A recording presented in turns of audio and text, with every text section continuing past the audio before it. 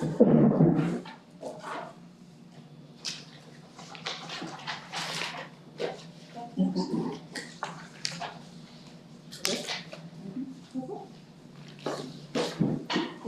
everyone, to our November meeting. I ask you all to please rise and join me in the Pledge of Allegiance.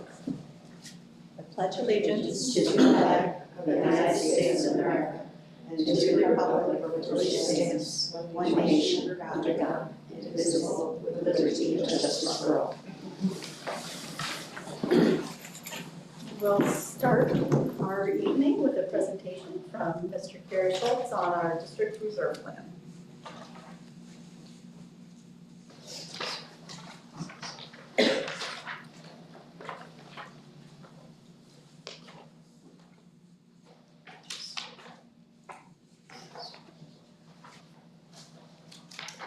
Good evening. Listening over the weekend about how to start this presentation off, but I thought more along the lines of, we probably talk about reserves more than you think. You see it probably, I say it quite a bit. I talk about things like safety nets. That's kind of what a reserve is. So one of the other things too is, the reason why we're just kind of doing this is the comptroller wants to start seeing districts not only approve long-term financial plans, but also reserve plans if they have them. Not every district has reserves. District I was at previous had one. I came here, we had 6. So I was pleasantly surprised to see that. And I'll explain why here in a minute. But there are 2 documents. You have the presentation in front of you, and then you have this 2-page plan right here. This is actually not a new plan. 2016, we were audited by the comptroller, which happens every 5 to 7 years. And the one thing that they hit on was the reserves that we had here. We didn't have a plan, we had just reserves. We had them legally set up, they were funded, but we never really had any language that went with them. So what we did was they focused on that. I asked them how they wanted to see it. What we ended up doing, you don't really need dollar amounts attached to it, but you really need to show how much you're not supposed, we decided to go with percentages. So you'll see this plan, and it's basically the same exact plan that we had before, but we're just gonna reapprove it. We'll talk about it, we'll look at our reserves right here for tonight, and then just go from there. Start off with mission and vision. Of course, every presentation, thank you, Kelly. And by the way, I'm gonna go 20 minutes. Kelly said there's a game tonight at 8:15, so. And right after I'll finish, and then Sean Patton will be here from One Digital, and he's gonna talk about the third quarter results with our investments currently, and kind of just to get an idea of how he's gonna come back and present to the board. I think we decided that we probably will do this twice a year. Twice a year. Mm-hmm. He'll talk with Finance Committee on a quarterly basis. So, basically reserves they hit on the 3rd goal, basically providing necessary resources to achieve our mission in an informed and fiscally responsible manner.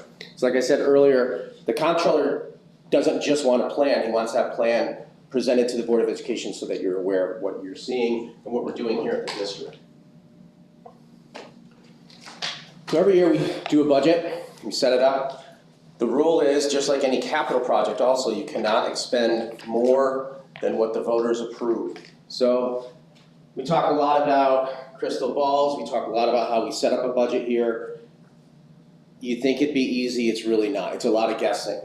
We know what our staffing is like, we know what health insurance costs are most likely gonna be, we usually know what fuel costs are gonna be to a certain extent, but there's a lot of other crystal ball things in there that can push a budget to the good or the bad pretty quickly. Special education placements. A winter that's not 60 degrees on a Friday. So the comptroller also doesn't like to see, all right, so you end up with $500,000 at the end of the year, just socking it away into what they would call, not a slush fund, but more of a rainy day fund. So years ago, they set up what are called reserves, and they're legally allowable financing, not financing, but savings accounts, basically. So like I said, we had 6 when I walked in here, we currently have 9, but they are controlled. They're not just a rainy day fund. They're aligned with certain reasons, certain measures, and we've used them before. We use them in the budget each year. We just used one recently for repair, which I'll go over, but they're pretty common. So on average, we try to spend about 95 to 96% of our budget. We've gone 99% one year. I think we've gone 93 one year, all depending on what happens throughout the year. So setting up these reserves kind of gives us a little bit more of a safety net in case things go south.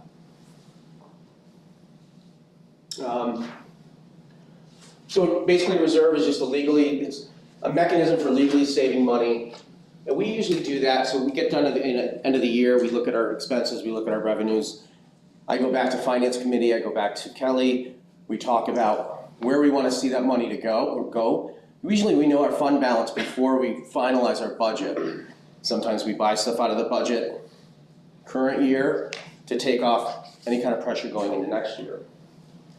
I would say out of the 4 bullet points here, this district really kind of focuses a lot more on reducing the reliance on indebtedness and providing budgetary options to make sure that the tax levy stays as low as it is. I think our average right now is about 1.2% over 7 years. It's pretty impressive. And we do that with using reserves. Reducing reliance on indebtedness, we talk about that, that's capital project stuff. So whenever we talk about a capital project, instead of saying, we need to raise $4 million over 15 years, we look at ways of saying, how do we do this with no additional tax levies? So those two we focus on probably more than the other two. It does help with risks. You don't see it as much. There may be litigation, there could be a lawsuit, there could be a really big shift in retirement benefits or retirement, not options, but the amount of money we have to spend in for the retirement for our teachers and staff. Usually we know that going into the next year's budget though, so you don't really see big shifts in that. I would say probably potential risks, we just used it for the repair reserve, which we established a few years ago. That's a perfect example. I've seen districts use it for a tax tertiary, which we don't have, but I've only used one time in the last 18 years, so it's not that common. So when I came in here, we had 6 reserves. We had the workers' comp reserve, unemployment reserve, retirement. We had liability, employee benefit, and the debt reserve. There are about 12 approved reserves. We don't take advantage of about 3 of them, and those are tax reduction, uncollected taxes, and tax tertiary. So we've had good luck collecting taxes, in fact, which has ended today. But we take advantage of a lot of these. And I will say this right now, we use some of these as we go throughout the budget year. So workers' comp reserve, there's 2 purposes for that. If you had a workers' comp case that's brought against the district, you can dip into that. You can also use it to pay for workers' comp. We pay roughly about $80,000 a year to have workers have oversight of that. We can use that for the premium. Unemployment reserve, we've used a few times. Of course, any layoffs, major cuts happened in 2008. A lot of people went back on unemployment, used for those purposes. Retirement contribution reserve. So each year we spend around $310,000 probably for employee retirement, and then we turn around and spend close to $700,000 for teachers. That can be used to help offset those premiums. It can also be, the teachers actually, we don't cut them a check, they just take it out of our aid. And you can offset your budget with those. TRS reserve just established, I think 3 years ago. That reserve basically, if there's any big spikes in TRS from one year to the next, you can utilize those funds. And when I say utilize, you're not dipping into them in mid-year. You're applying that to your budget as a revenue going into the next year, like I said, to keep that tax levy low. Liability reserve, any liability or claim against the district, you can take some of that. You can take legal fees from there. Employee benefit reserve. It's also known as EBLAR, if you've ever heard that comment before. So basically, employee benefit reserve is, we have 10 retirees in 1 year. We pay out a certain amount for those retirees depending on the contract that they're in. We can dip into that and offset those costs. Repair reserve, we just utilized it. We had boilers that needed to be, Insulated. resealed, insulated, yeah. So $75,000 expense, we didn't see that coming. That happened during the summer, we did not have it in our budget, but we had to do it. So we paid for it and then brought that revenue in. The thing with the repair reserve is you have to pay it back over 2 years. The other reserves you don't have to necessarily pay back if you don't want to. Capital reserve we just established last year also. That is probably one of the more specific reserves. You need a timeline, you need an end date, you need an amount, you need to have some kind of language of what it's being used for. That capital reserve is for the technology portion of Prop 1. It was the equipment that would not be reimbursed from state aid, that would have not been eligible for state aid. We did that too, to kind of give us a little bit more room within that budget to pull other things within the capital project. Last one is debt reserve, which is probably our largest one. Debt reserve we use to pay long-term debt or bond issuance costs, or we'll take it and offset a $7 million bond with $2 million just to make sure that we can, again, not raising any additional taxes within the budget. So, excuse me, Carrie, can you help me understand the difference though between capital and debt reserve?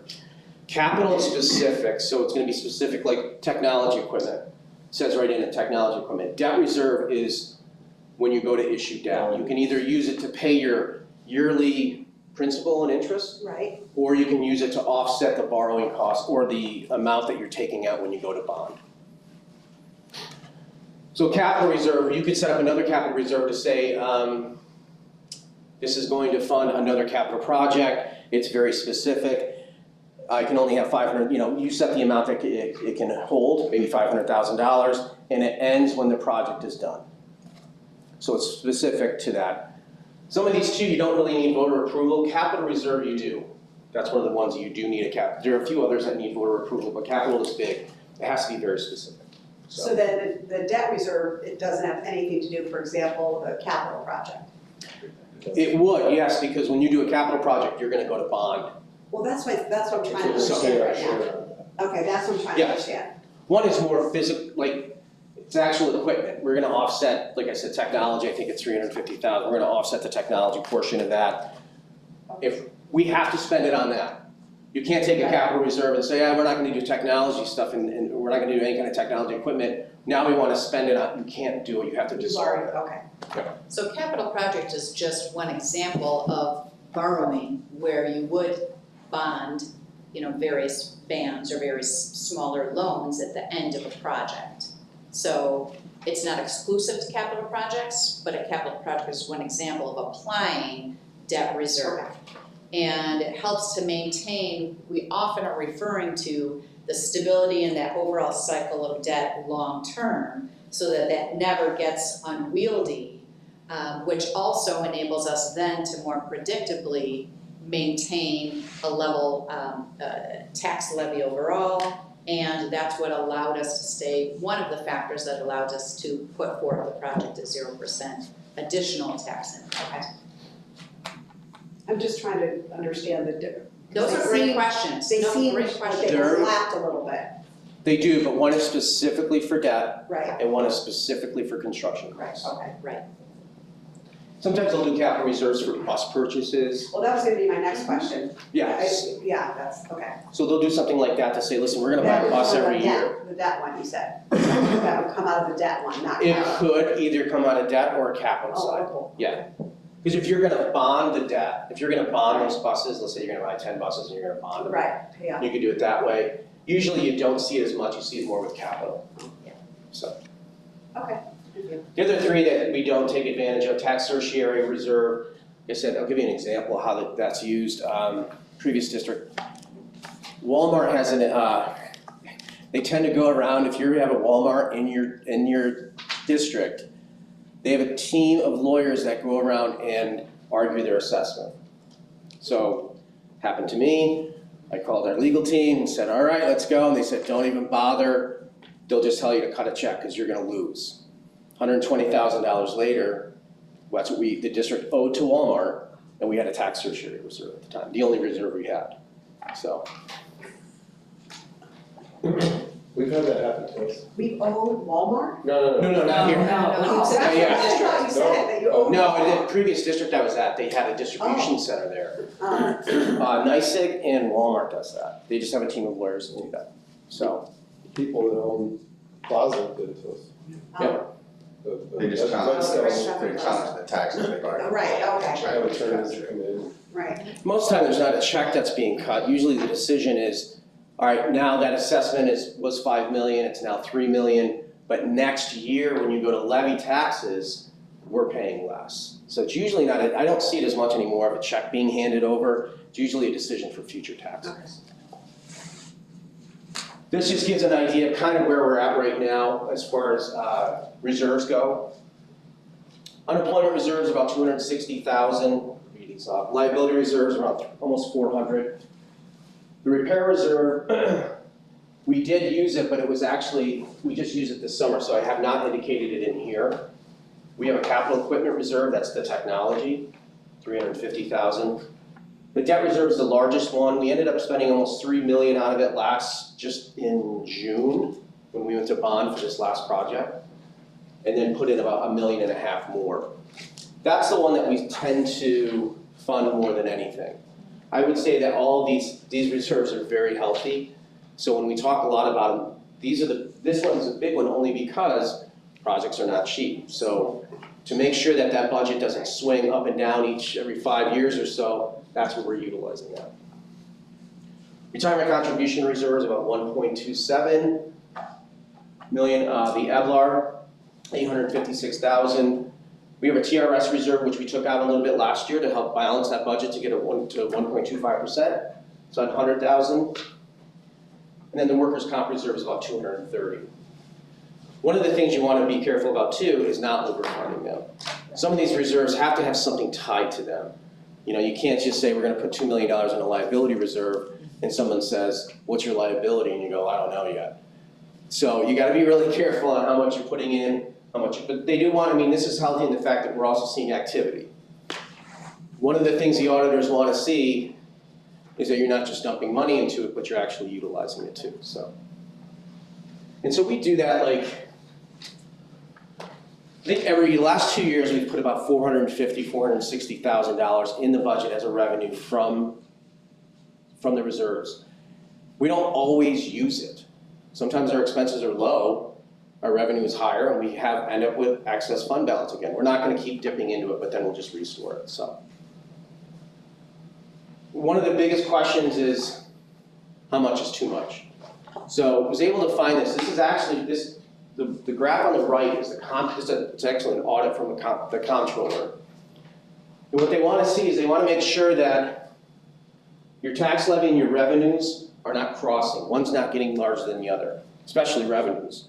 So they want our reserves. They want to make sure the reserves are not getting higher than what you're actually sending out as a tax levy each year. This district did that, and they got written up for it.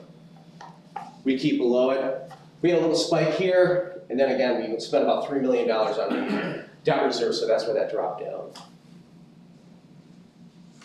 When you look at that slide, what conclusion do you draw from That we're not gonna get written up. that? Well, don't say that. For this, maybe something else, no. Right, no, we will, yeah, you're right. I don't. That there was a project paid for in there. Oh, that could explain, right, that little downward trend at the end, absolutely. But, when you consider that, that top line, that red line being kind of our levy over the past several years, Right, I was just gonna has say remained fairly steady.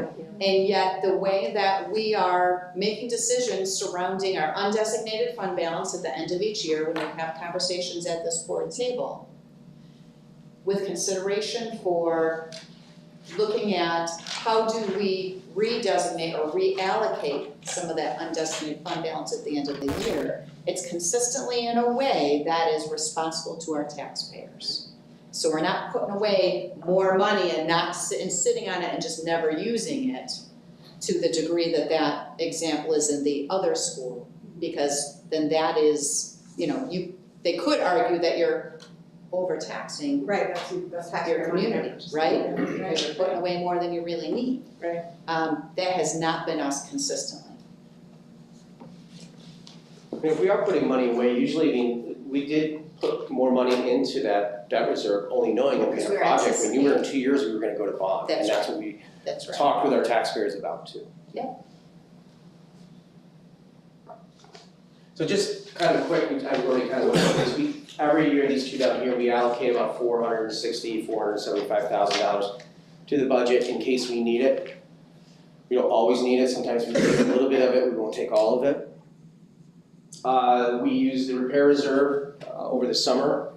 I know that sounds kind of tough in the fact it was a hard decision, only the fact that we have boilers in this project in Prop 1, and here we were having to throw about $75,000 into it. But you gotta keep the doors open, so.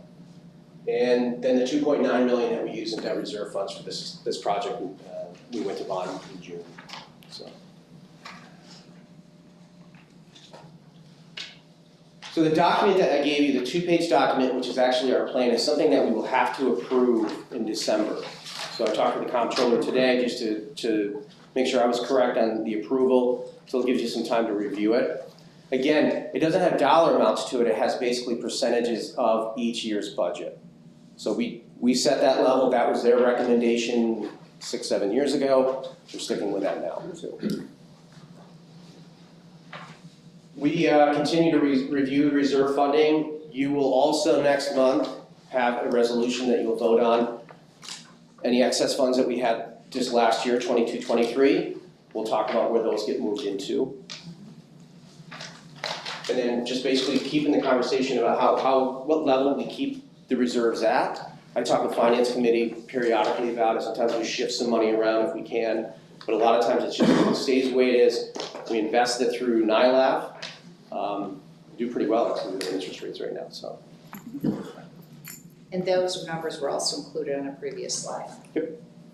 That was the 400 something you said? Was that interest? No, interest was, I didn't tally it. I'd say probably interest alone was like $250,000 last year. It was almost $150,000 just for the debt reserve itself. That was gonna be my question, where's the money held, and what are we gaining? We've gained a lot. Yeah, we've gained, I mean, like I said, $147,000 in interest just on the debt reserve last year. That money, so New York Liquid Asset Fund is, that's where we hold reserves. It's not a check bearer, we can't cut checks from there, just strictly investment. We're at like a 5.4% interest rate. We keep a little bit down here at community. What's that? For liquid. Yep, absolutely. So New York Liquid Asset Fund has most of this, majority of it. And then all that interest gets built back into the, we don't take that and distribute it anywhere else. That interest goes right back into those reserve accounts. Is it just divided up? They each have their own account. For each fund. Yeah. Oh, so each So, interest stays within that account? Yep. Gotcha.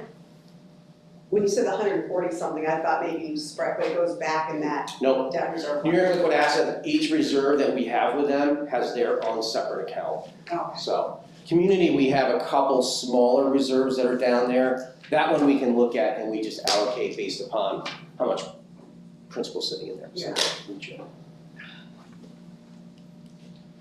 what I do, 8. Look at that. So you're not at this point recommending any? No, you'll see that, you'll have to vote on that, yeah.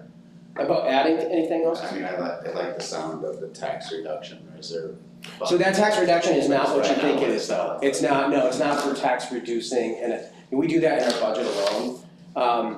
The tax reduction has to do with if you sell, let's say, we had another building and we sold it, and there was no debt attached to that, you could use that, you then take that and you can put it back out to the public for tax reduction. That's the only reason, the only way you can do it though. So the tax surcharge is only for claims against the district. Like I said, we're actually kind of doing tax reduction by using the reserves as a revenue. Correct. In your year-to-year budget. Sure. So. And Carrie, did you say that the district, we set the limits on how much, what percents they can be, or the state does that? No, we did actually.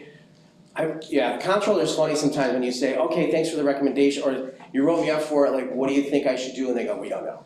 So we actually set the percentages here. And one of the things we did was we sat down and looked at exactly what we had in those reserves at the time, and then said, okay, this is within a limit. Again, you're not gonna say 50% of the budget, that's a $10 million reserve, not unless you really know you're gonna do something big. But we set those small percentages. So that's just, one factor is what percentage of the overall budget, right, does that represent? But then you can also look at historical use of those reserves. Right. What the implications are, for anticipated future use for those that are very specific. So there are a number of things that we consider when we're determining really what a comfortable limit that would be that goes back to that reserve plan. So those percentages can come from a number of different Yeah, and I mean, like saying that, I would never put 50% of the yearly budget into an unemployment reserve because you're not gonna get that much. So we looked at it and said, what seems reasonable? Right. So we also didn't wanna be excessive with it. That was drafted, sent off to the comptroller because you have to respond to whatever the write-up is. That was 6-7 years ago, and they were fine with it. They approved it. These numbers, these Yeah. percentages. No, I should say, I remember working with Carrie on this back when we put it together. Any questions? That's great information. I understand it. Perfect. You said December we have to vote on this? Yeah, I mean, it's not something you have to do every December, it's just something we haven't done yet, and again, I just want it to be approved, that's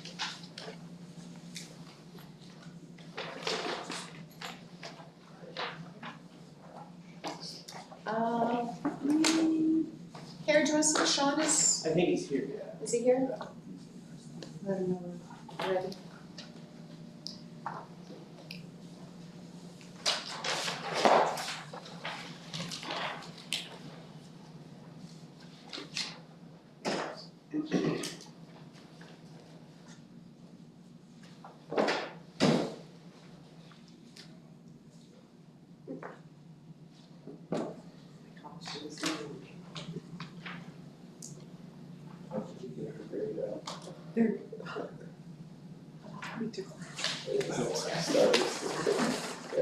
Had that conversation.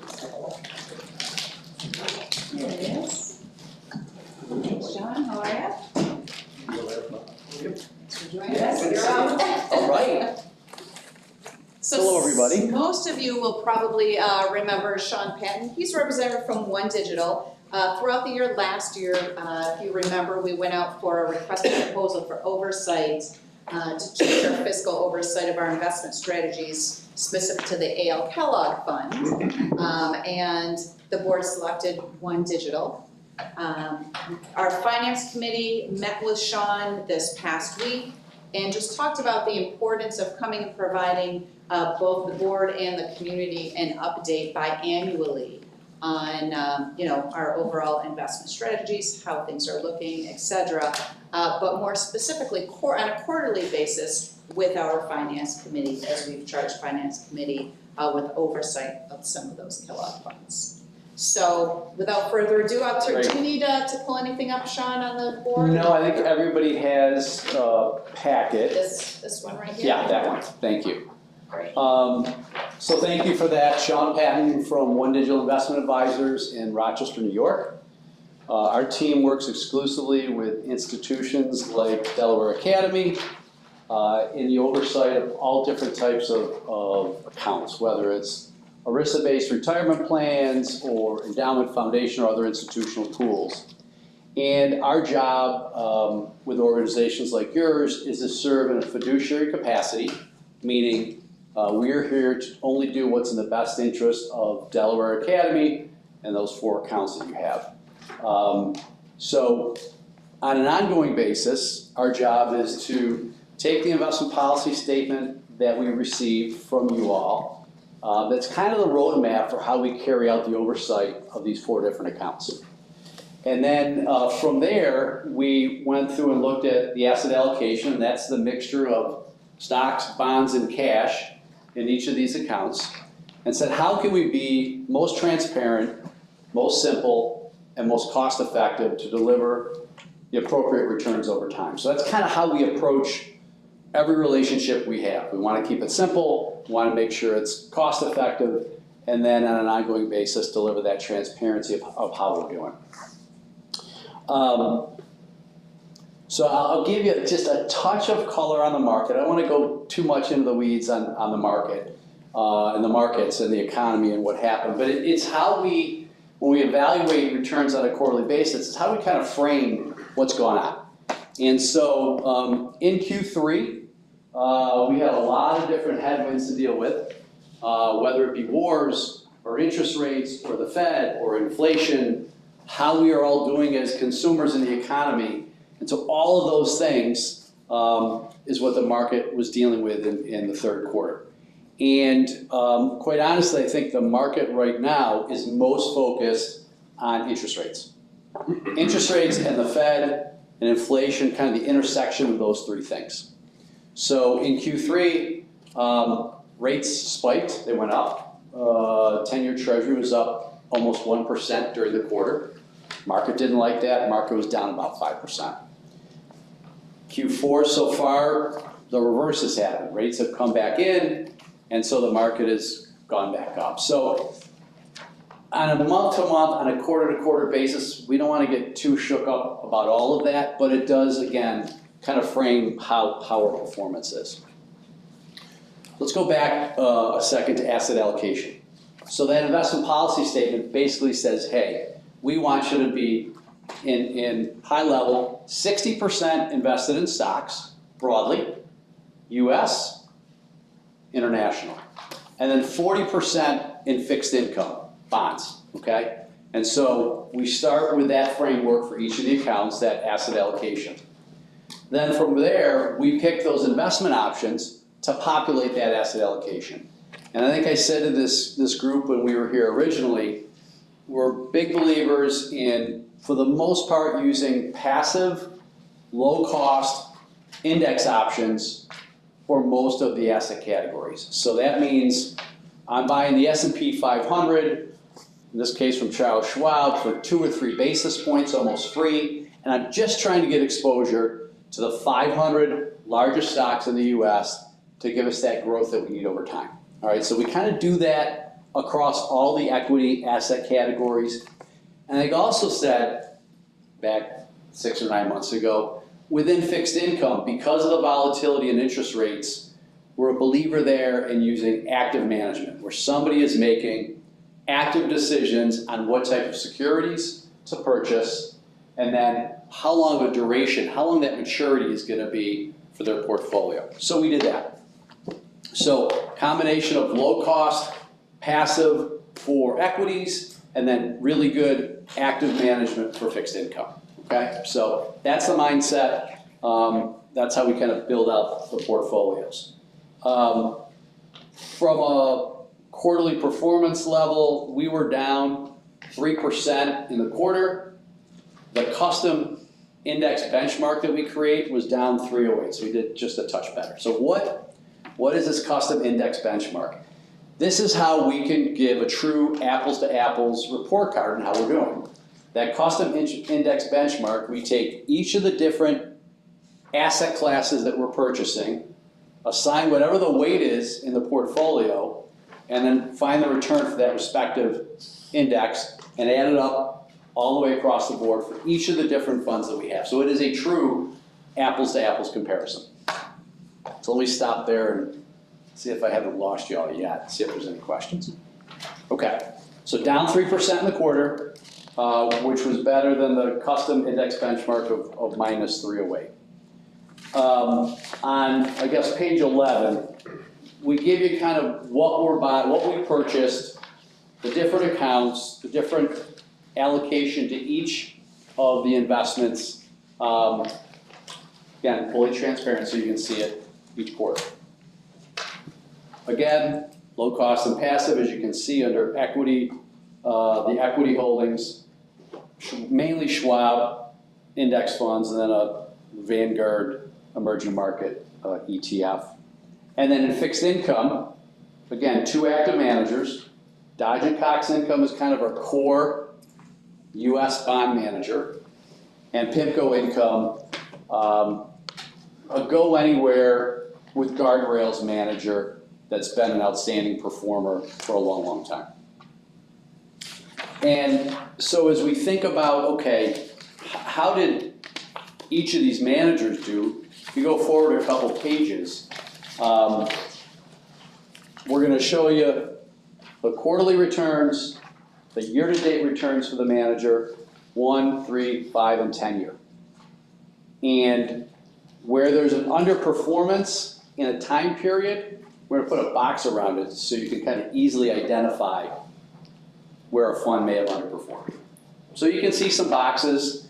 In the last, I'd say, 18 months to 2 years, for the first time in a while, some active managers are starting to do better, and so you can see passive underperform in the short term in a couple of the categories. Again, we're thinking out 25, 30 years with the idea that passive investing over a long period of time, because of the low cost, is probably a more prudent approach for accounts that look like this, all right? I guess I would say in the quarter, again, everything was down except for cash. For the reasons that I mentioned, interest rates spiking. And year-to-date, 1 year, returns are actually pretty good.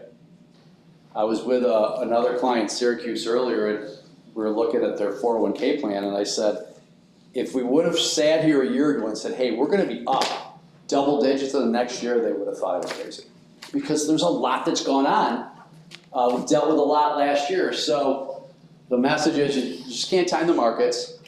And our approach, again, for these assets is to be prudent, low cost, simple, follow the policy statement, and over time, the rest kind of takes care of itself. But we monitor it along the way just to ensure that we're kind of meeting our goals and that the investments are meeting the goals that we set out when we selected them. So I think that's probably enough to digest in one sitting. What questions you have? You can throw markets at me, economy, whatever you want to chat about. Or anything that you're confused about that I covered.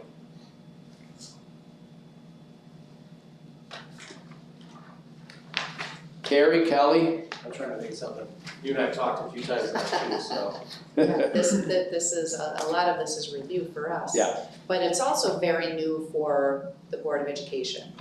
You know, our last set of folks who had oversight over these funds, you know, would kind of send us things in paper, but there was not this active participation by our board in understanding, you know, where things are headed. So lack of response could be attributed to that this is a new approach, you know, in a step toward greater transparency, but also greater responsibility and an explicit control over those funds. So Kelly, you bring up a great point.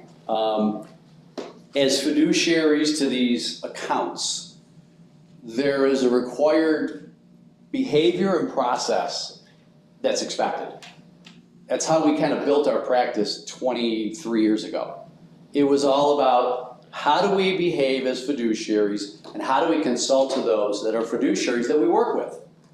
And it's all about process. Consistently applying a process, documenting that process, and then doing it over and over and over again. And the end result is better outcomes. And so that's why we're here for you whenever you need us, maybe twice a year in front of you all, twice or 4 times a year in front of the Finance Committee, so that you're aware of the process, it's not foreign to you. You may be confused at times by the jargon and just how the markets work, but consistent process and transparency is critical in this whole fiduciary world that we live in. So thanks, Kelly, for bringing that up. You said the markets, you think, or is that the forecast that the market should be rebounding in Q4? I mean, government shutdown, stuff like that, still a huge effect on it. Yeah. Again, a lot of headwinds really out there as we think about Q4 and into 2024. Again, I think the Fed is kind of driving the markets right now, and as we think about the Fed, as I am out talking to managers, just kind of getting their take on where the Fed is at. The feeling is there could be maybe one more increase by the Fed on the Fed funds rate between now and maybe the beginning of the new year. And then that's probably it. and that the next move is gonna be lower. But lower may not happen until the back half of next year or early in '25. So this idea of higher interest rates for longer is something that I think is probably gonna be a realization.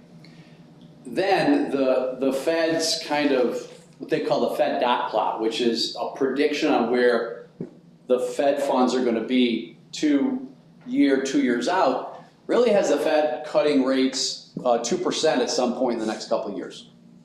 So if you think about that as a consumer, what does that mean to me? It probably means that money market is at 3-ish%. Fed funds rate also at 3-ish%. Mortgage rates probably come back into the mid-5s. And the other item that concerns me a little bit is just consumer debt. There's about $1 trillion out there in consumer debt right now. Credit cards. Think about holiday shopping, folks getting their bills in January, you'd be looking at credit card rates north of 20%. That will be a shock to the system. If rates are, and when rates come down over the next couple of years, that will help to bring credit card rates back in. So, long-winded, I think interest rates will drive the market, and I think a Fed that all of a sudden signals that they are going to be, the next move is going to be lower, the market probably reacts positively to that, and I think in the next 18 months we see new highs in the market again. I also think that 2% reduction in interest rates kind of takes us to the perfect world, where you can have, as a consumer investing in a money market, you're going to get something, 3-ish%. You'll be able to get a reasonable mortgage. Other consumer rates will be reasonable. I think the economy can do well, therefore earnings can be solid. So I think that's kind of a Goldilocks environment for the markets is, and again, maybe it's a year plus out, but I think that's ultimately where we're headed in spite of wars, government shutdowns, etc.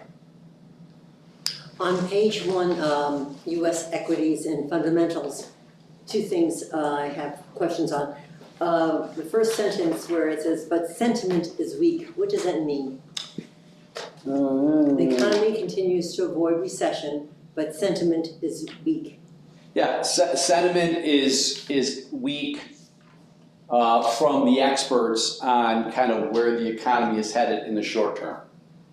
Meaning they're expecting us maybe to not spend as much, and therefore the economy to kind of come back. I'll give you some numbers. So the last measure of the economy was at a shockingly high, almost 5% for gross domestic product. That's spectacular in the kind of current stage where we are in the business cycle. I think they're expecting that next number to be in the ones. So the 4.9 felt kind of inflated and high. I think over the next year, GDP, which again is this measure of kind of the economy in an easy way, will probably be in the mid to high ones, which means we're still growing, but not what we have been over the last couple of years when the government was giving us all money because of COVID. And the second question, which I'm thinking it might apply to us as teachers, or having a teacher shortage. It says low worker supply. Yeah. As boomers retire and replacements are short. Yeah. May be a structural rather than a cyclical event. This is a fascinating topic because I do think it's structural. And in essence, what's happened is we've taken the greatest generation, my parents, and the baby boomers kind of out of the workplace, and they were a massive number of people. And we're replacing them with not as many bodies. So we have a worker shortage. We don't have enough working age Americans. Really, we don't have enough working age people around the globe, but we'll focus on the US. And there's a bunch of reasons for it. The simplest one is maybe my generation and the one right next to me just hasn't had enough kids. We needed 2.4 kids per couple, family, to replace those that have left the workforce. we've created 2.1. So you think about that, that doesn't get fixed overnight. It takes decades to fix that. And that's why unemployment has been so low. And my guess is unemployment will remain low for 20 years because of that. So I'm not getting into the politics of that, but there's a lot that we can do in little pieces to try and make up for that. But it's a really fascinating topic. We wrote a large white paper with another organization that's 100 pages long. It's really, really interesting. And it leads into, efficiencies around work and the economy and, time for all that. But if you're a teacher, I think you can appreciate kind of what that means broadly across the workforce. Go ahead, Erin, go ahead. So on the performance overview. Yep, let me get that.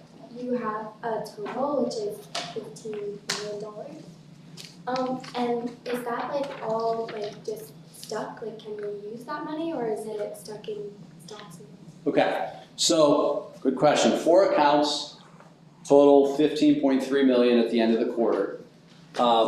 I think what the investment policy statement says as far as a spending policy goes for each of those 4 accounts is there is a certain amount, percentage-wise, that can be used annually based on the person that left this money behind that allows Carrie, Finance Committee, and team to spend. And it's typically in that 3 to 5% range. Anything you want to add to that? So all 4 accounts, we can only, basically, one of them, 2 of them are interest bearing, that's the only income you can take from it, you can't touch principal. And then there's a capital account that you can touch principal and get interest, but only up to a certain level. Yeah, so you can take a tiny little piece. That's typically how endowment and foundation accounts that universities have, you're allowed to take out a small piece to go towards helping students and other programs that an organization may have. So we want to keep the majority of these dollars growing for another 100 years. So we just take out small pieces each year to go towards those programs. Great question, Erin. Yeah, really good Thanks for question. asking. I have just a quick question. Sure. First of all, these are numbers, and I was an English teacher, so this is hard for me. But I like the colors. Me too. I'm on page 15, and I'm assuming green is good. Oh, yeah, I should have. And yeah, so my question is, for Schwab Small Cap Index, how long does your organization say, okay, that's yellow long enough, Yep. we need to make a change? Yeah. Is there a formula for that, or? Yeah, so the investment policy statement gives us guidelines around performance oversight and when there's challenges. And typically, the investment policy statement is focused on, again, performance. Think about periods longer, 3, 5, and 10 years, where a manager is underperforming the index and their peer group in 2 out of those 3 time periods, 3, 5, and 10 years. Now, with the index, it's a little bit different because we're not trying to beat anything. We're just trying to replicate what that index is generating minus the cost of buying the index. So it's a little bit unique. I think that probably the better way of looking at the fiduciary scoring system is really for those 2 fixed income managers at the bottom, Dodge & Cox and PIMCO Income. Okay. The fiduciary scoring probably more aptly applies to active managers. Again, with the index, we want to ensure that it's low cost and we want to ensure that it's replicating the index that we pick. So beyond that, I don't see us firing an index manager unless we think we can do better going to pay an active manager more money. Right, yeah. Okay, but let's stay with your example.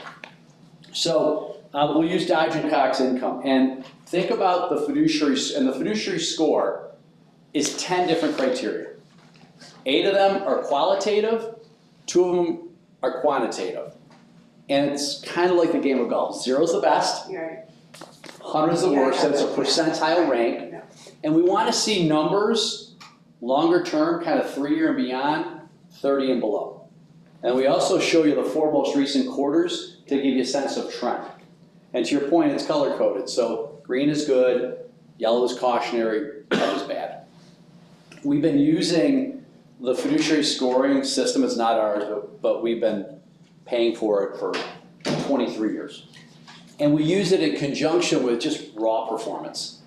I was up 2% in the quarter, and the index was up 203, and the active managers were up 210.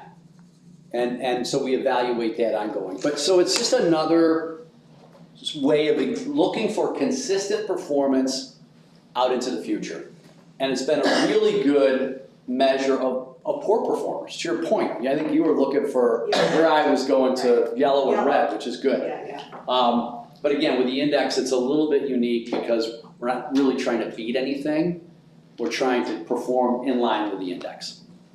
Okay. Sorry, it's long-winded, but I want to give you a little background. I'm a teacher today, so what else? Who else wants to talk to the teacher and get some insight? Any other questions? Miss Aaron's going to pass investing 201, I guess. So good for you. Wherever your teacher is, you get the star. Good question.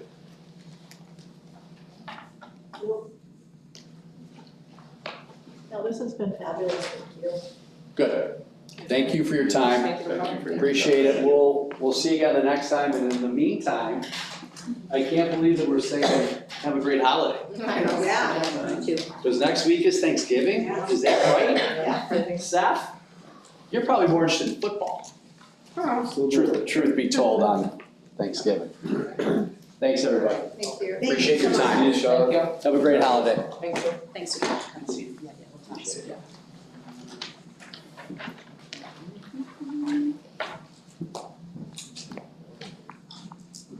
Okay, we'll move on to public comments. Board of Education believes that open communication with our parents, students, teachers, personnel, and district residents is very important. For this reason, the board sets aside time at the beginning and end of each regular meeting for public comments. However, in order to focus on tonight's previously scheduled agenda, as a general rule, the board will not be able to respond to your comments and questions at this time. We may refer your comments and questions to the administration for follow-up, or we may add a subject of your comments to the agenda of a future meeting. Either way, please be assured that we welcome and take your comments very seriously. The board asks each person to limit comments to not more than 2 minutes. In order for the district clerk to maintain accurate records of the meeting, each individual is requested to state his or her name and address. Public comments? I'm Chrissy Gashler again, 22 Clinton Street. Thank you again for letting me speak. I just wanted to second the suggestion that my friend Eleanor of Blakesley Drain sent you guys through email.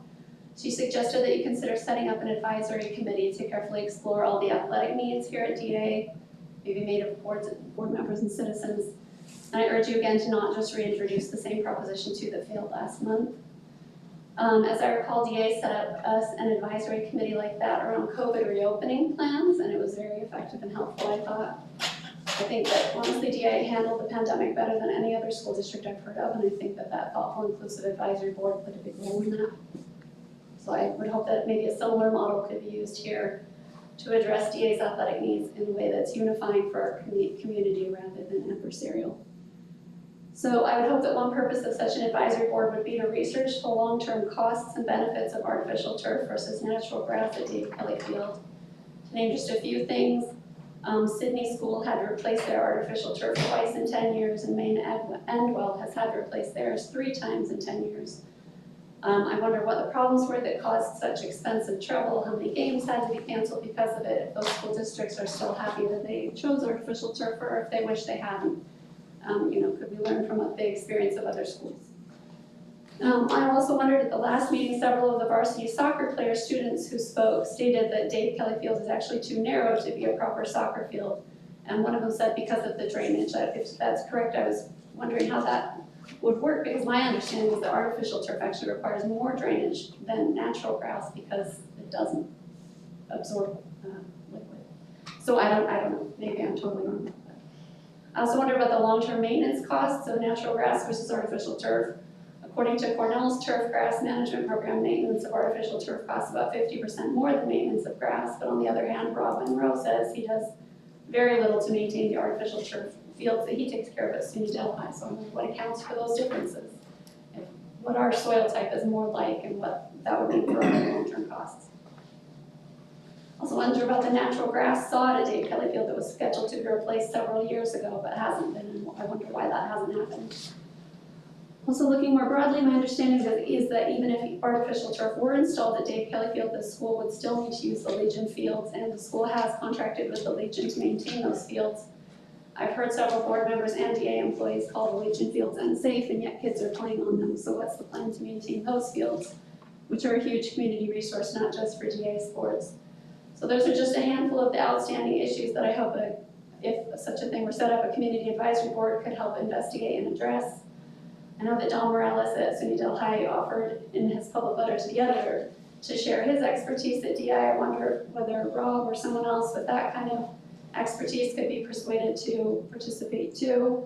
You know, Don came out publicly in favor of grass, Rob came out publicly in favor of artificial turf. You know, in my view, if there was a balanced committee with a variety of perspectives, that could be really helpful in addressing community concerns and moving forward in a positive, unified direction. So that's my request to the board, and thank you again for letting me speak. Thank you. Any other public comments? Hi everyone, my name is Nathaniel Baffney, and I'm coming to you guys tonight because I wanted to speak about a club that used to exist when I was a student here at DA, and that was the ski club that we had that I think disbanded in like 2004, 2006. What it was every Thursday night, all of us that skied in middle school and high school, we'd load onto a bus and we'd be shipped off to, at the time, Scotch Valley and then eventually Wyndham. We'd ski all night and then we'd come back to the high school. And you know, this was a very, very great thing for not only sports-oriented students, but students that weren't sports-oriented that skied and snowboarded. You know, and there was a lot of us, you know, it was a mixed group of children that went on this. You know, for me, it was really important. I made friendships there that have lasted 35 years. So it was really a great program, and I'd like to see it come back. So a little bit more about what I've done so far. I've promoted this a lot on social media. I've talked to a lot of parents. There is very good feedback on it. I started a petition, which I already have 80 signatures on, which I had a bunch of stuff to send to show you guys, but my printer ran out of ink about halfway through it, so I'll email it all to you, including the petition and a couple of other things. There's great feedback. People want to see this happen in the community. There's a lot of, you know, there's not much for children to do in the wintertime. And one of the things they can do is ski and snowboard. So, you know, providing those outlets that are away from a television are very, very, very important in this day and age. A little bit more, what I've done is I've spoken not only with Franklin School District and Downsville School District already have this program set up where they provide transportation to and from the ski mountains for their students. They've sent me outlines of their programs, which again, I will be emailing to all of you. And that just gives you a general idea of the programs. I also spoke with Mrs. Zimmerman last Monday. One of the things that I would also like to do is I'm speaking with the Livestock Foundation in Bovina. I'm going to also speak with the O'Connor Foundation and a couple other foundations to try and get grants. So not only students that can afford to pay for seasons passes and stuff like that, but also students that can't afford it can ski and snowboard too. DA already has a thing set up with Plattekill Ski Center where they offer discount passes, rentals, and lessons. There is also already in the agreement between the superintendent and the teachers. The framework for this program is set up already. There's budget costs as far as what it costs to fund a faculty member and chaperones to go. The other budget cost would be bus drivers and diesel. So that's up to you guys to figure out. I don't know the exact numbers and cents on that because that's, that's you guys. I just want to see this happen. I was very disappointed. I have a 5-year-old or 6-year-old daughter now that goes to Delaware Academy. And when I came and I asked, I said, what's going on with Ski Club? And they said it doesn't exist anymore. It was heartbreaking because it was something that was very, very, very important to me and a lot of other students of my generation and a generation before that. So I implore you as the board to take this into consideration and have a chat about it and see if this is something that we can make happen in the future for the rest of the students that go here. I would appreciate it. Thank you very much. And again, thank you all for the hard work that you do. It's difficult to be in your position. I know that you have a lot of voices out there that are telling you many, many different things. So I appreciate everything you do. We'll move on to routine matters. Motion, please, to approve the minutes of the special school district meeting held on October 11th, 2023. So, Thank you, Second. Any questions or comments? All in favor? Aye. Any opposed? Motion is carried. Okay, motion please to approve the personnel recommendations on the recommendation of the superintendent to approve the personnel recommendations as submitted amended and on fingerprint clearance. so moved. And a second? Second.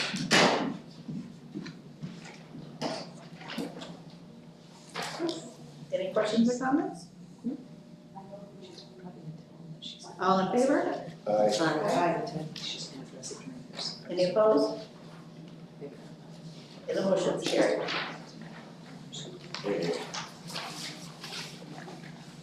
Move on to financial reports, which there are the financial reports for October 2023.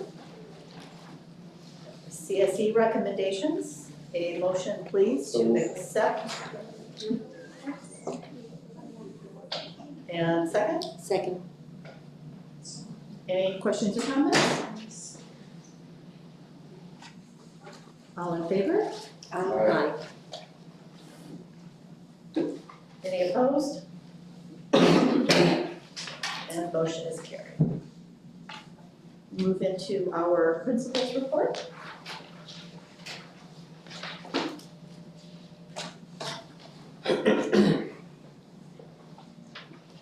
Good evening, everyone.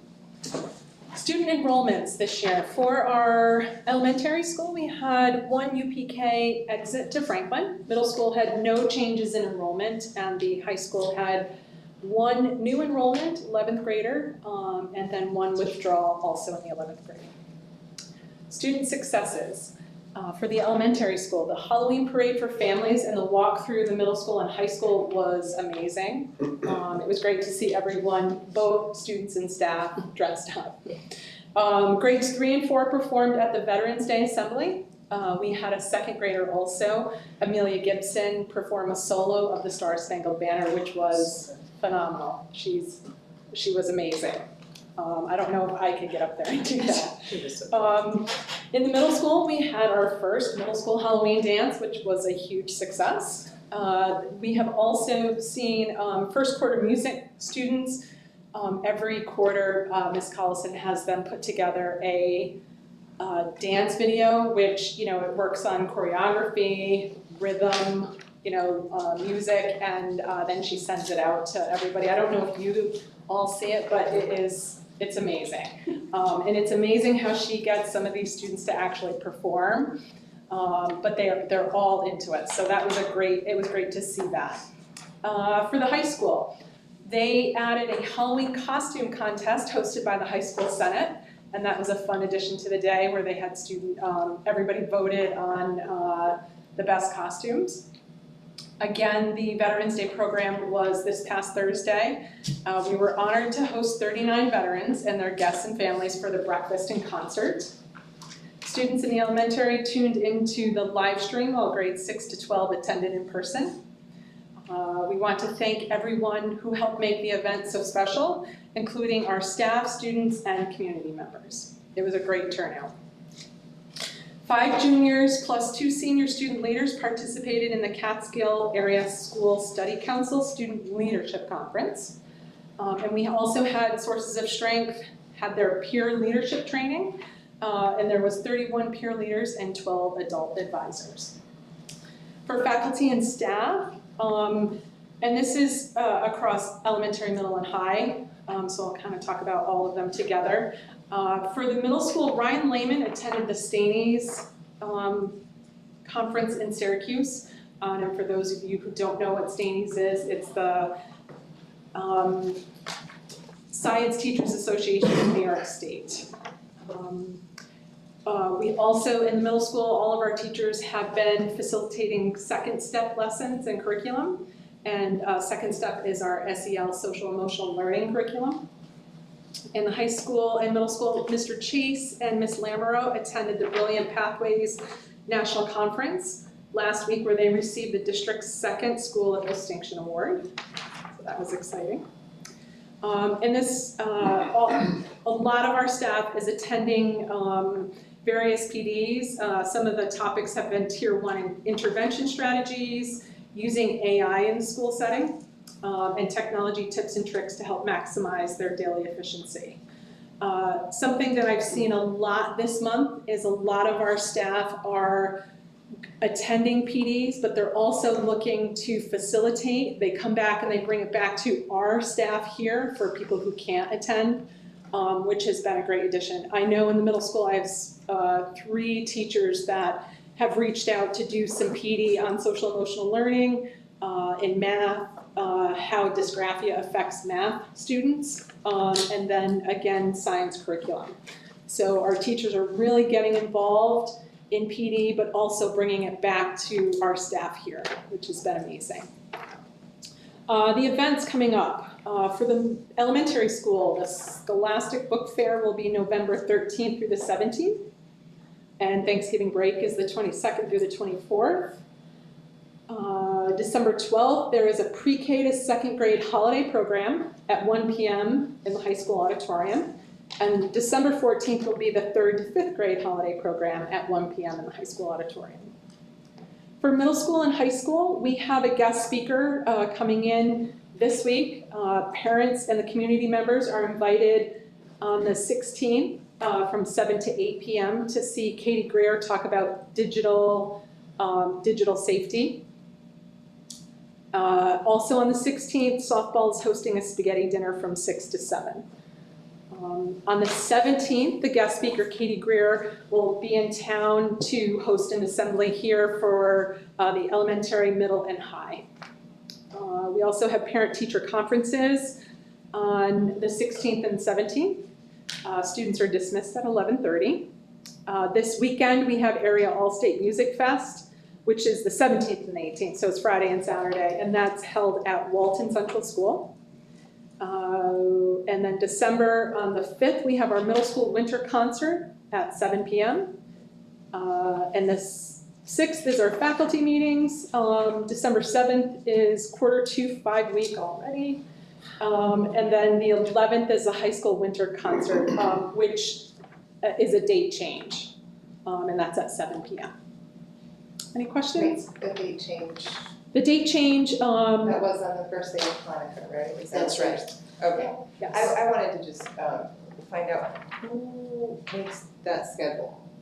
Like, is there a way whoever's making the schedule can look at the calendar and just make sure there's no major holidays from any of the major religions? I mean, I'm happy that we switched the date, but just going forward, is somebody looking at the calendar to We do our very best to do that. Okay. Sometimes things get missed. Okay, Music teachers are typically the ones that are scheduling those concert dates with consideration for other events on the district calendar, okay, but not always, at the forefront of their minds. right. What, if school is in session, they don't automatically think that that could also be a religious holiday.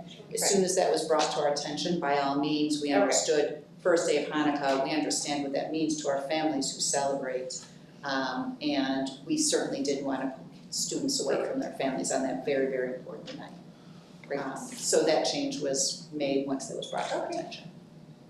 Okay, so just, Question? Yeah, can you just touch on the format for the teacher conferences? Is it just the same as it's been in the For the middle past, school, or- we have had the teachers reach out and contact parents, or you could, if you wanted to have a parent-teacher meeting, you can reach out to the teachers, and they have slots and they'll, fill you, put you in a certain slot, and then most of the teachers attend, core teachers, and the special teachers attend when they can. Sometimes they're pulled into different grade levels. So you should set up a meeting time with your desired teacher if you want to meet with a specific teacher. Correct. I just They have wanted to reached know out, the teachers have reached out to who they felt they wanted to bring in. And then if you wanted a conference, you could always call and set one up. Thank you. Any other questions? Okay, thank you. Thanks, Debbie. Thank you. Mr. Schultz?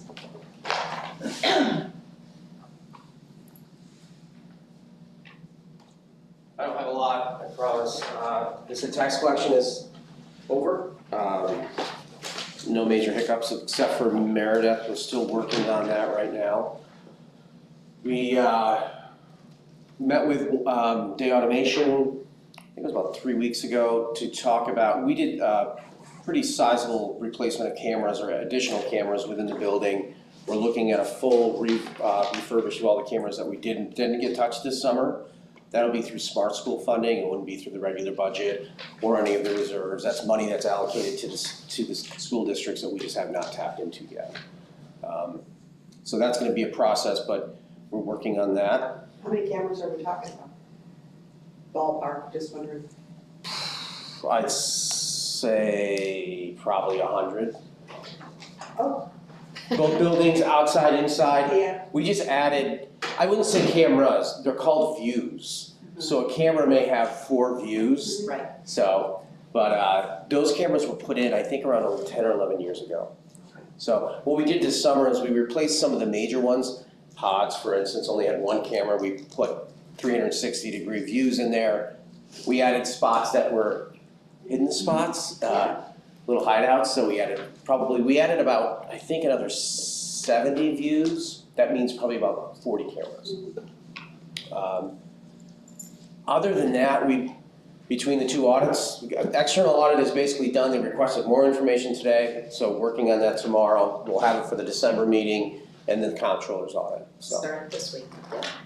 free and reduced lunches and breakfast has gone off great. No longer reduced, all free. Free, that's right, yeah. Yep, all free. And we're gonna see how that kind of works. I mean, we know that the way that works too is the reimbursement rate, now that you're completely free, is higher. So there should be no movement of money for any subsidies. We shouldn't have to take anything from the general fund to subsidize what we have in that. She still operates with a pretty good sized fund balance that she's had for years. If we had to dip into that a little bit, we would, but so far so good. Do you think that program will be next year too? Yep. Is it like? You have to apply each year. The one thing that we have to do, and this is kind of a tougher thing, now that we're all free, even the people who qualified for free, they still have to fill out the paperwork. So that's gonna be kind of a hurdle a little bit, and, but no different than any other The district, so. paperwork will be changing though. It's not as intrusive or detailed as they previously were. Yeah, new form. Right, and the function really is more to maintain our qualification as a district. Is there any way that we can actually just change the color of those forms? Because you hand a packet to students with papers that are all white except for one form. Okay. So if you're handing back paperwork, if you are going for your read lunch, and you have one singular green form in the mix, that does make students People stand knows out. what that is, yeah. And I think that would be changing the color so that it's white and fits in with the rest. That is excellent feedback. Thank you.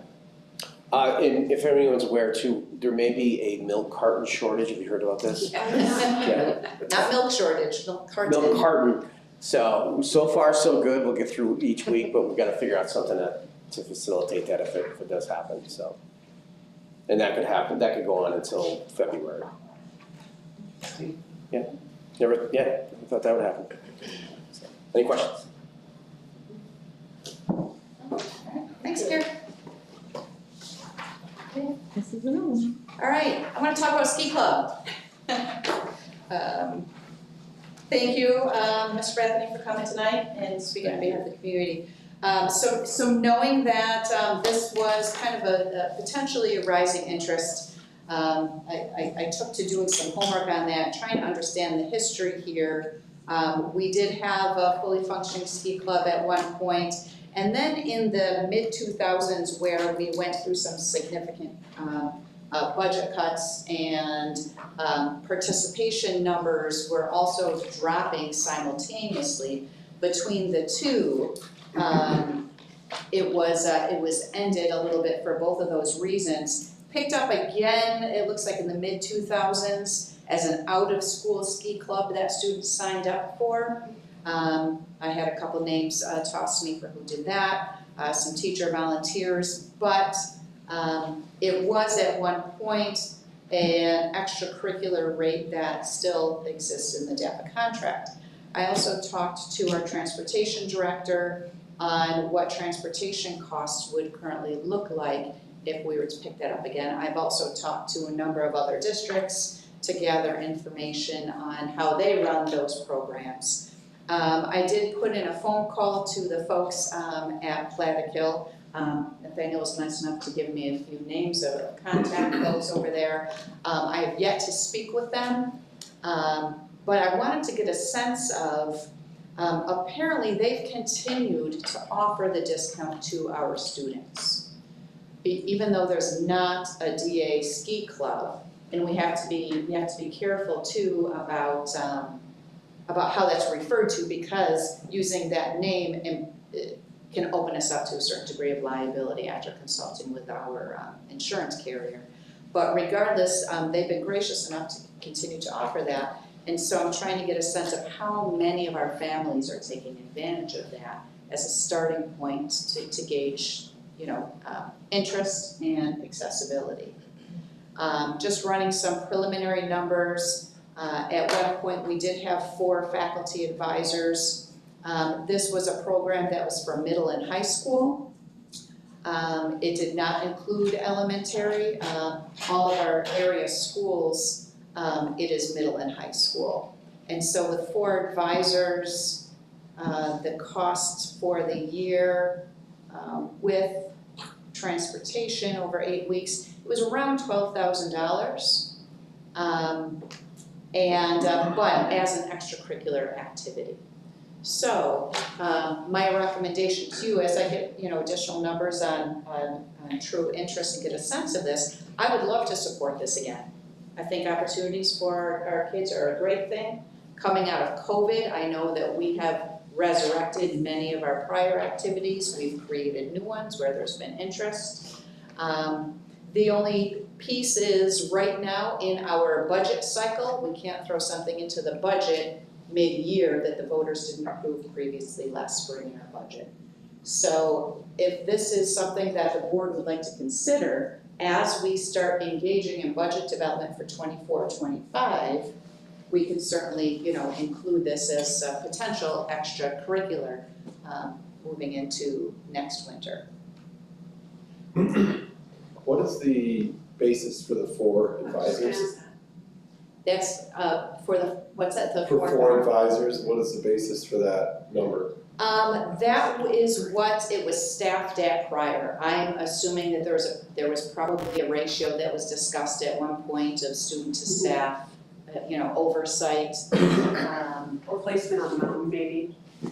place on the mountains, somebody in the lodge, you know, I don't know. I don't know where that came from, I wasn't here at the time. But the contract only sets the stipends, not the number of advisors. Yeah, I mean, I'd be curious as to, you know, based on interest level, if we're gonna make some projections, if it's 30 kids, that's one thing, if it's 8, you know, I don't think we need to be 2 to 1 with faculty, so just, you know. Right. And that's something more that the board can discuss. Kim? Yeah, I have lots of thoughts on this. I'm in favor of it. My family is a skiing family. But I'm just curious as to why we are just saying Plattekill. Bel Air is pretty much the same distance away, same bus ride. They're both about, well, not on a bus, but I looked them both up. They're both the same direction, same distance, just about 40 minutes if I drive in my car to go there from here. And I don't understand the 8-week thing either. I just have a lot of questions if maybe we could explore more than just Plattekill, because I know Walton goes to Bel Air. I'm not saying that's why we need to go, but so for example, I purchased my son a season pass. It was actually cheaper for me to get him a season pass last year at Bel Air than it was to purchase the Delaware Academy School Club rate. And it literally opened a whole month prior to Plattekill and closed like April 1st, maybe into the first week of April. So my son was skiing at the end of November last year. Plattekill didn't open until after Christmas or January. I just was. Yeah, I just gave Plattekill. No, yeah, I understand that, but I was hoping that maybe we could maybe reach out to more than just one and look at this. And yeah, then my other question is, I don't, because I think some do this, other schools, like I think Downsville, I've talked to them a little bit, it's very limited what you get, like, so right now, it's not, I think they call it Delaware Academy Ski Club, even though it's not really affiliated with the school. You sign up on your own and you get a discount at Plattekill, that's the one that some parents or whatever organized. And yeah, though, so I can get a discounted ticket through that program, me myself. Little kids can, big kids can, if they're in this here. But Downsville, for example, their program is like shorter, like their ski club, even though they take them, I'm making this part up, but it's like, oh, you can only go on Saturday and Sunday, and you can only go 8 times, and you pay this much money. So I guess there's many different options as far as what you get for the money that you pay. And I just, that's all, I was just curious, I mean, I think it's not just, oh, we're going here and this is what it costs, I think there's. If you want lessons. Well, yeah, I think there's options that are offered that we have to look into, because I would be, like, if my son would, like, yes, he would love to go, but am I gonna buy a season pass and he's only, or whatever, this pass, and he's only allowed to go on Thursday nights for 8 weeks, or, you know what I mean? I don't know, I think we just. Yeah, so those are all the details, obviously, that we would look into and hash out. You know, Downsville goes on 7 Saturdays. Okay, yeah, right. I have their information right here.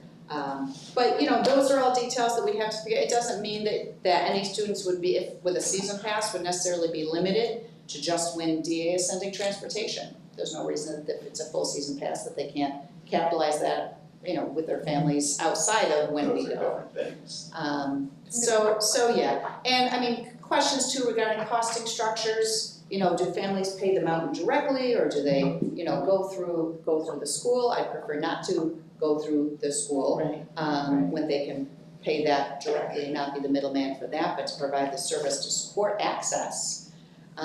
You know, then other questions certainly that we would want to look into is the equity question a few people have asked. You know, how do we ensure that families who can't afford this type of recreational activity have an opportunity to still participate?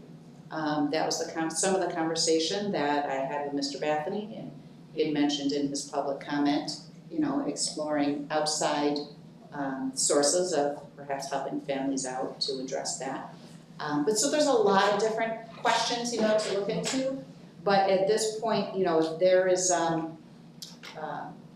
definitely an interest, and it's something the board wants to look into, we may get well into the budget season and decide that it's not a direction you want to head. But I'm willing to bring forth the information if that's, you want to explore it further. This is just popping into my head. Rather than, I think we need to find out more of who, how many and who, because like several years ago, I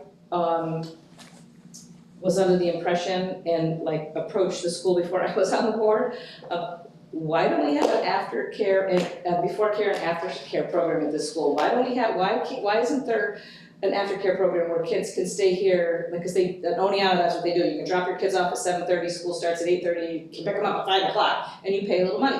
So I'm like, why don't we have that? We need that. Well, we got it. It lasted 2 years because nobody used it. Nobody used it. So that's what I'm saying. I think it's not just, so maybe these families that do the program that's out there now, maybe they like to go on Saturday with their kids and they're not going to do this. So I don't think it's just, how many are using that program now? But if we change it, if we do this, who's in, who's gonna go? You know what I mean? Okay, thank you. I think it's worth exploring. Yeah, probably worth exploring. Great, all right, thank you. Two other quick things before we kind of move into the rest of the agenda. Today, the Blue Ribbon Commission on Graduation Measures. This is a committee that was put together across our state initially in 2019. The Blue Ribbon Commission has been around and doing the hard work of exploring graduation measures in New York State for a little over a year. They presented a proposal to the Board of Regents in the first round of Board of Regents meetings today. So this is not law yet, this is just in the proposal form, but it was pretty significant and will have significant implications for the future of how we think about graduation. Within this extended document, they talk about the portrait of a graduate. They ask what are those skills that our students need to be armed with when they leave us. Sound familiar?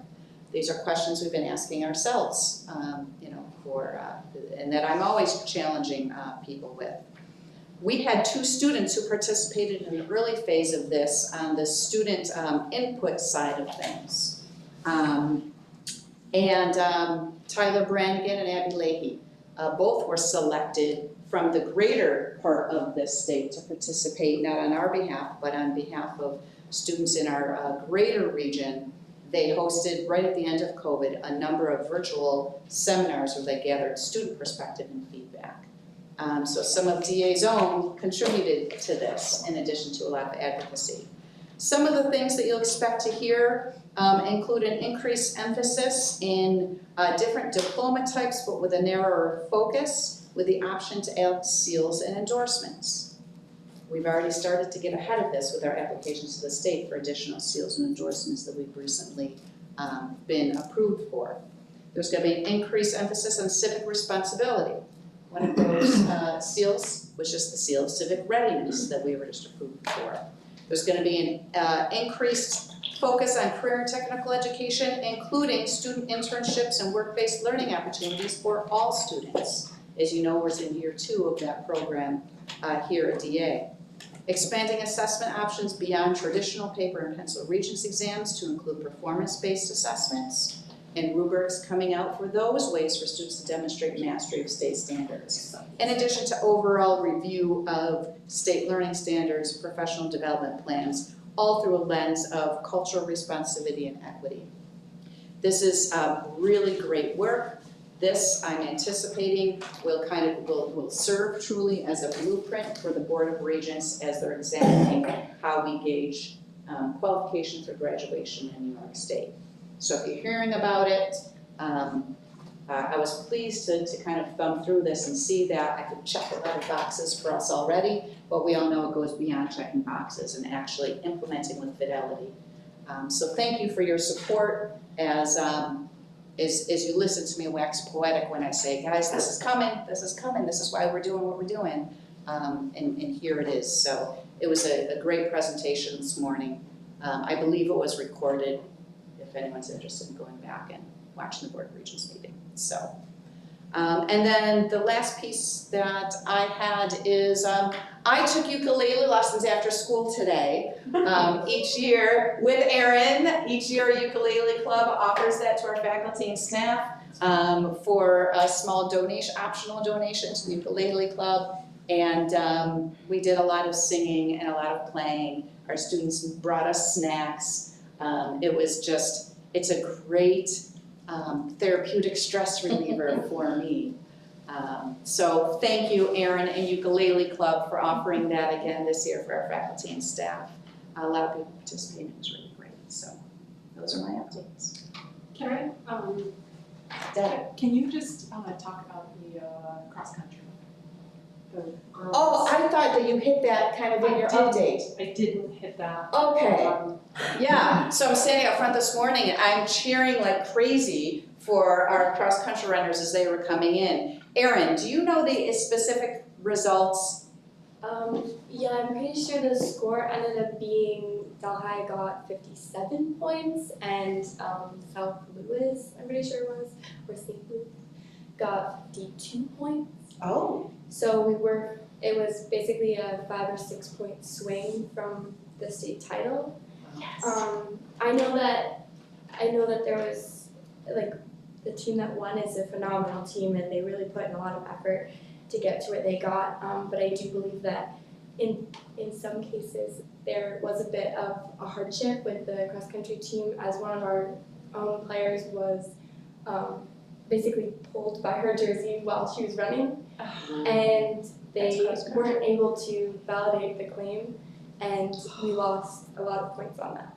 And it could have been the change in the score, and we could have won because of that. But it was still a phenomenal win to get second place, and we put in a lot of effort this past year, and I know that all the runners that ran were really happy with what we accomplished. And there was some We're gonna budget for significant GoPros. individual. They're all gonna wear GoPros so we can see that. And there were some pretty significant individual accomplishments as well. Yeah, I know that Girls can be running at Federations this upcoming Saturday, and that is one of the most competitive races that we do have offered in New York City. And I know that Ellie Leaves was an all-state runner. Yep. And I know that Latham, even though he did not place as a top finisher, he came in 48th place. And that's really phenomenal to be able to run in the state race, and it's really cool and shows a lot of character that he ran by himself without a team. Yeah. And But he's now- young still. Yeah, he's a junior this year. Oh, he's a junior already? Yeah. I was gonna say like 8 or 9, right? Okay, never mind. So congratulations, Yes. another outstanding season, truly, a lot to be proud of. Thank you, Deb. Can I just ask a question? Yeah, sure. Sorry about the, what you were talking about prior to the cross-country. Has there been any movement or any discussion between our district, meaning you, I guess, and SUNY Delhi? Anything we could start conversations, or have they, of somehow partnering more again with them to get kids to go take classes there or something? I've had lunch with the president, or the interim president anyways, a few times to start those initial conversations, so yes. There was some, it's funny that you should ask that, because I just got an email from, notes from the Senate, the College Senate, and there was something, that topic was on there. It doesn't have anything definitive, just that they've discussed it. We had a program and that we don't now, and they're right there. I know, now I can't find it, but Okay, they did discuss it at the College Senate. okay, thank you. Okay, we'll move on to our board committee reports. Athletic committee. Well, when you start. Yeah, so we talked about development of a policy for spectator buses. I think that there's not a lot of defined guidelines right now. I know there's interest, it's great when we have them, but there's questions about sort of the conditions that you would have one for. So I think that the committee asked administration to come up with a draft policy that we can all look at and move forward and approve, or make changes and approve, and then be off and running with it. We also talked about the life of the high school gym floor and volleyball lines and getting those lines so volleyball could play in the center and have it so there's both sides of the bleachers could be open in the center of the court. Mr. CC's looking into that, and also about drilling holes Yeah, if they do relining. it was great to see the volleyball team make sectionals this year. That was awesome. And that was a really cool night that went on. And, you know, in the middle school gym, I think we used every seat just about. So with continued success, which I'm sure they'll continue to have, you know, it'd be nice to have them in the high school gym. So then we're looking into, what else, Lucy? Mr. Ferraro was basically very complimentary of all the fall season sports and their accomplishments. And we also talked about possibly trying to save money by, when we have away games, many of the buses, the driver stays and there's nobody on the bus to come home on the bus. So we're thinking of getting a policy or a procedure so that if that is the case, knowing ahead of time so that the driver can leave right after dropping the students off. So that is something in the works. Yep.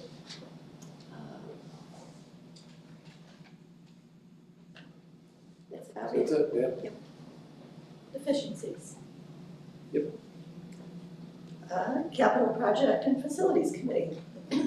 Actually, everything that we reviewed, we're going to review again Okay. right after this, so that, and the committee can certainly help lead that conversation if that works with you guys. Finance, we pretty much met with Sean Patton to preview the presentation and, you know, maybe offer guidance on the direction that it should go or, you know, that type of thing. And that really was what our meeting was for. So there really isn't anything else to report. Other than I thought that was fabulous presentation. It's been a long time we were looking forward to something like that. Policy Committee. Well, it's very exciting. I know. I thought so. After the School Board Association conference that Kelly and Tammy went to, that's where you got that, right? Yes. They came back with a document of a list of policies that they basically said, you need to have these, make sure you have these. And so we went through, I think there were 48 of them I counted or somewhere like that. And I'm happy to report that we did pretty well. We have quite a few of them. There are a couple of question marks Kelly was gonna look into. Yeah, Lisa and I are gonna follow up this week. Yep, and a couple of policies that we do need to adopt, notably, one was a breastfeeding school policy. What policy? Breastfeeding. So I thought that was very fascinating, so, but Kelly, you're gonna look for language, or a template of those, yeah. So it was pretty interesting, and I looked at some policies. Ro got her hands dirty. Yeah. Yeah, thanks. Okay. And on to policy review and adoption. We have none since we've just really started looking at it and talking about it. Yeah. More to come, lots more to come. Yeah. And we'll move into our old business, which is continued discussion on the capital project with no action to be taken. And I believe our capital project committee has done some work or facilitated some work. Yeah, I mean, I think what we have in this package is really a result of what the board requested It was, and that's administration what to we're come gonna back review. to, so you guys want Absolutely, to present lead you that? through that. Yeah. So I've asked Jared Yando to join us tonight to really kind of facilitate this conversation with you. But just in review, I see some of you have opened your blue folders. We tried to capture as best as we can for you answers to a lot of the questions that you charged us with in the last meeting. Several of which I know Ms. Gashler brought up in your questions tonight. So at the last meeting on the 23rd, I'm just looking at this first summary document here, we were asked to look at approximate cost to clear into the side of the mountain for a field as an option, what it would cost if we were to invest back into the Legion fields to bring those up to acceptable league play level, was the term that was used. What is the cost just to resurface Dave Kelly Field with the grass option, and how do those compare to the original proposal that was set forth in Prop 2? Because there was certainly an appetite to recircle the wagons and reconsider a number of options beyond just re-putting up Prop 2 again. And in addition to that, not only what do those look like in terms of financial cost, but anticipated tax impact. And we know it's never as simple as a direct tax impact, because we have to consider out of these options, what's aidable through state building aid, what's not, and where does that leave us with site incidentals. So I'm gonna park those big pieces for 1 minute, because there were other outstanding questions that were suggested. Partnership with turf management program at SUNY Delhi. I went over and had a meeting with Mary Bondaroff, not only to talk about the questions that Kim had, but also to, in response to a question of to what degree can we partner with that program in addressing anything here, whether it's resurrecting Legion fields or so on. I also talked to Mike Brannigan. In fact, Mike called me saying that he had been contacted, the department had been contacted by different people in the community, and but they hadn't heard anything from the school, and was there any validity behind this? And he wanted to point out that that's not the purpose of that program. That program is instructional. They're not a fee for hire to help install or maintain or oversee any long-term field management. They have different classroom-based assignments that might be a one and done, where they may look for grounds on which to practice or to be a proving ground. But as a solution for a long-term partnership, they said, please, no, thank you. And I understand that. There was also a question about warranties related to turf compared to the proposed use allotment. That was clarified by Chris Clark that the typical warranty comes with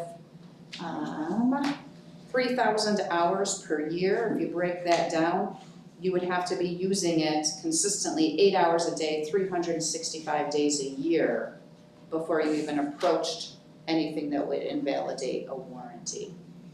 So from a usage perspective, there are even big cities like Syracuse, I think was the example, they don't even come close to that degree of usage that would step outside of a warranty. And then the final request was for a cost and maintenance comparison between turf fields and grass options. So we've tried our best to compile this information for you. I'm just going to walk through how we're going to use kind of this document, and then I'm going to turn it right over to Jared to walk you through it. This first page here, this is kind of your comparison chart. This looks at preliminary costs that have come from consultation with our site engineers and our construction managers and architects for if we were to consider a new field in a wooded area cutting into the side of the mountain, is referred to moving forward as S1 or Site 1. 2 is if we were to invest solely in required upgrades, complete renewal of fields down at the Legion, S2. S3 is referred to in this chart as costs associated with a general scope for installing a sod option on Dave Kelly Field. And then S4 or Site 4 are the numbers that were originally included in that Proposition 2 for comparison purposes. Then further in your packet, it breaks down supporting documents for each of those options that Jared is going to walk through for us. So I gave you a folder too, right, Jared, for your reference? Yeah, I'm the construction fiduciary this evening. Thank you Yes. for having me.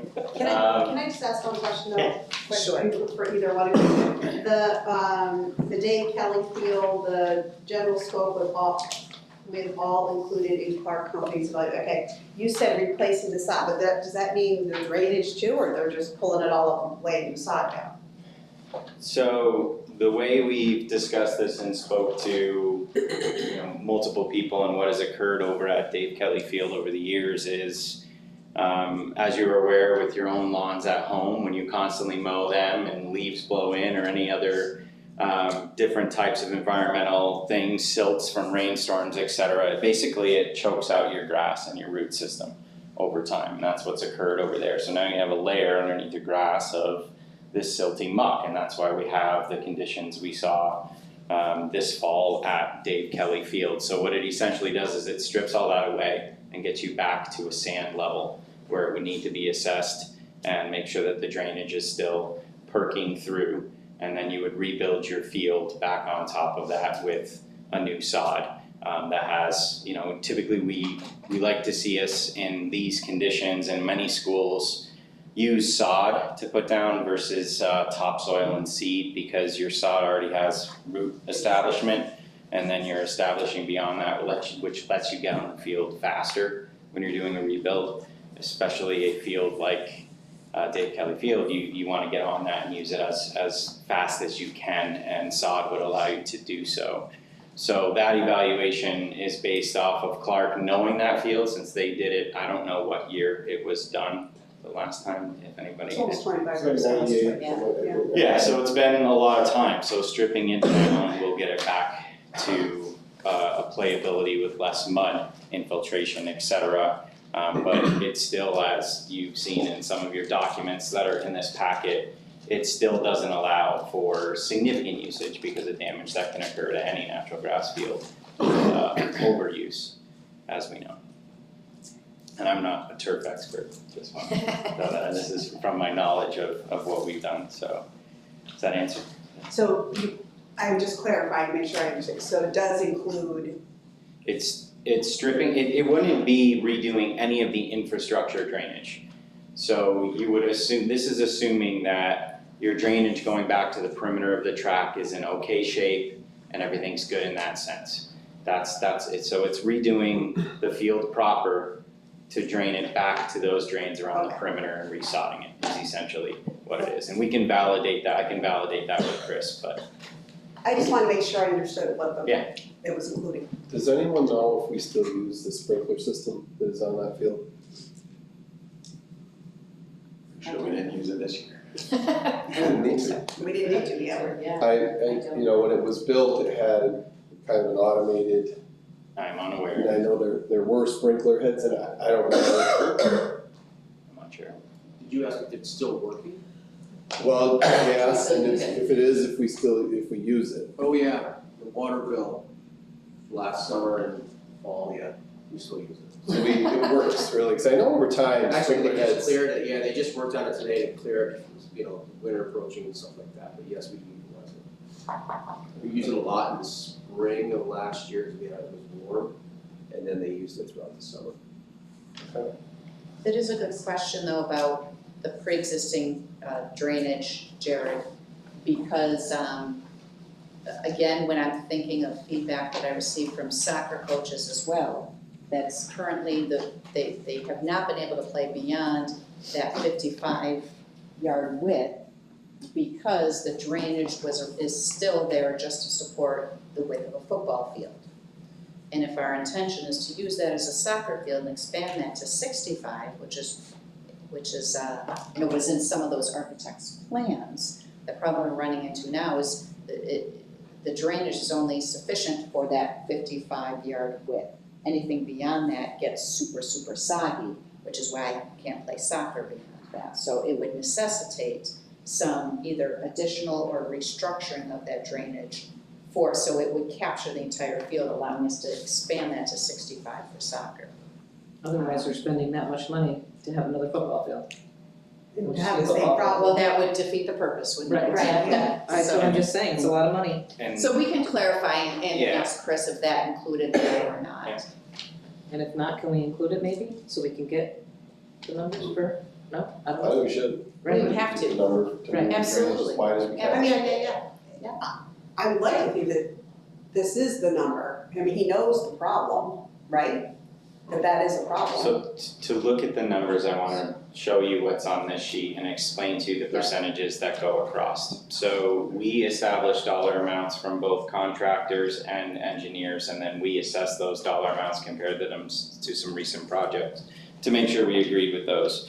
The dollar amounts that were given to us for both Legion and the reskinning of the Dave Kelly Field, mind you, are from a contractor, so their included general conditions were in there, which I noted on here. So you'll see in the column general conditions, there isn't anything on S2 or S3 showing in there. So that dollar amount is what Clark has evaluated the cost to do this scope of work today.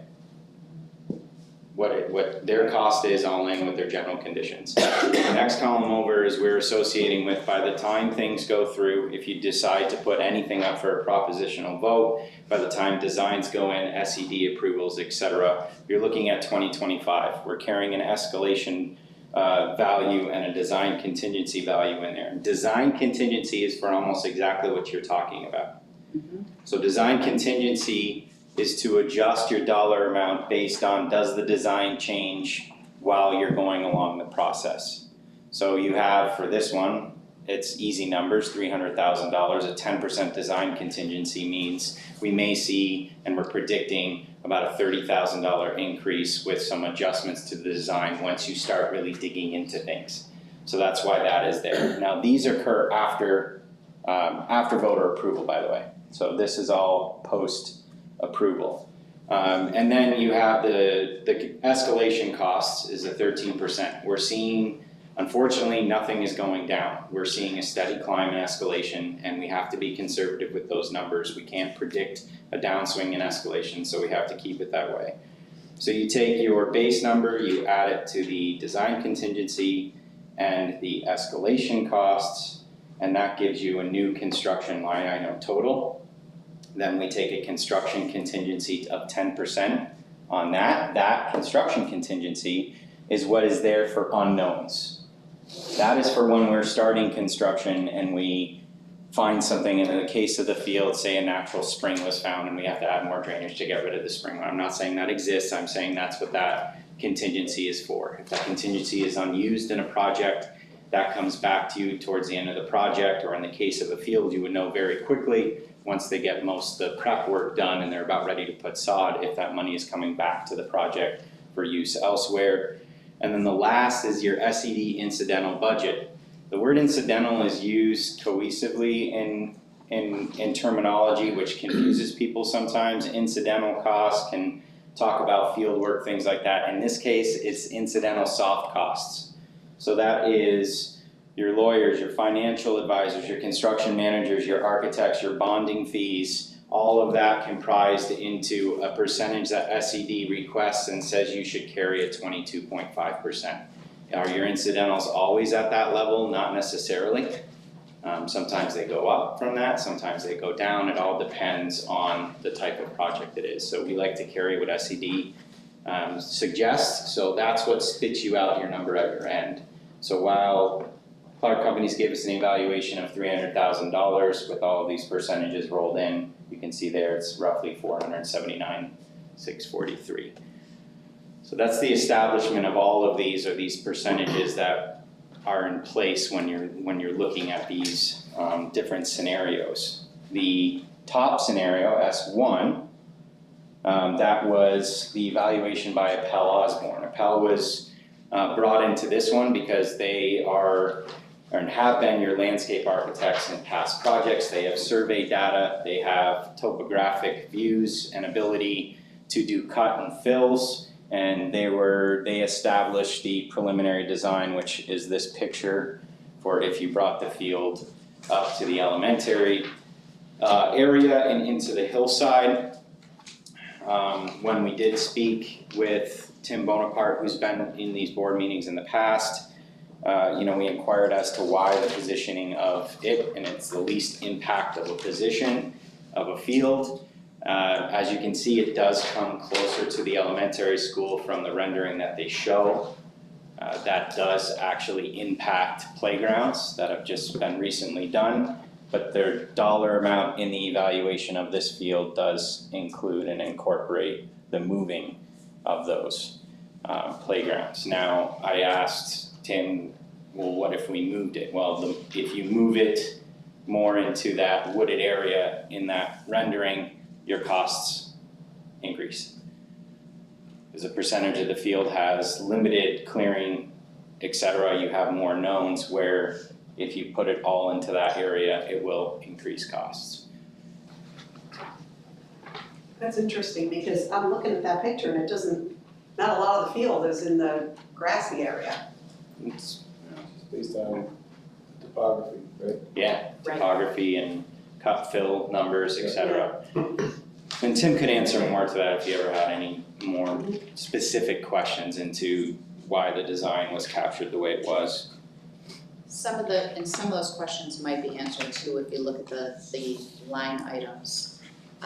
Keeping in mind that these are just rough estimates based on satellite contour maps, okay? If this was an option after our discussion tonight that the district really wanted to look into, we would have to pay a significant amount of money to actually bring him in, do boring of the site. This is assuming that we can easily cut into bluestone, other stone that currently exists there without running into any significant issues. So an actual investigation on site would be necessary if you felt that this was a viable option that you wanted to consider. Any of these, keep in mind, still require, you cannot do a capital project that's 100% site work. So any of these will require an additional $50,000 of work in a building in order to be considered a capital project, in order to get back the capital building aid on that. And so,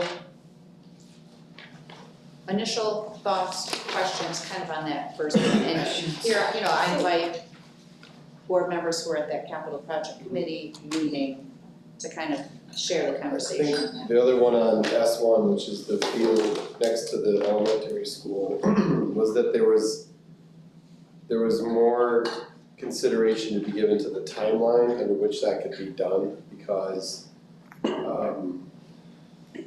it might be a multi-year project if we were going to do that.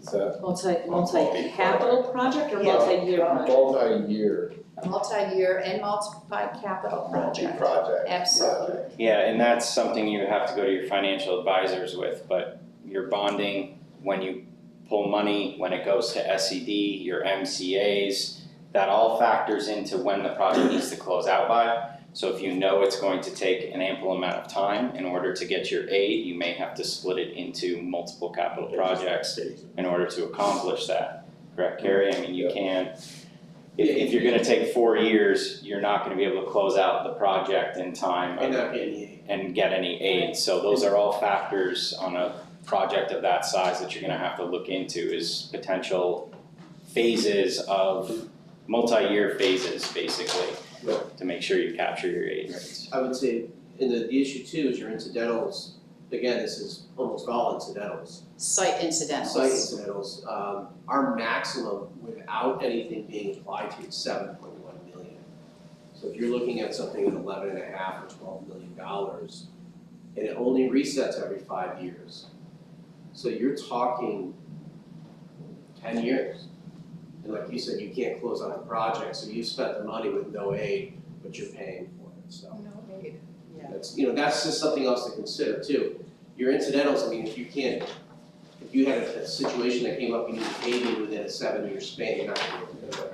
This would take all of that with it. remember the presentation that we provided the board on how do site incidentals work and reset? And we used our real numbers to show, because of the 2018 project, we only have this much space left in site incidentals. Site incidentals set a dollar amount that the state establishes for your district on how much money you can spend on outdoor site work, parking lots, sidewalks, athletic fields, anything outside that are used for educational purposes.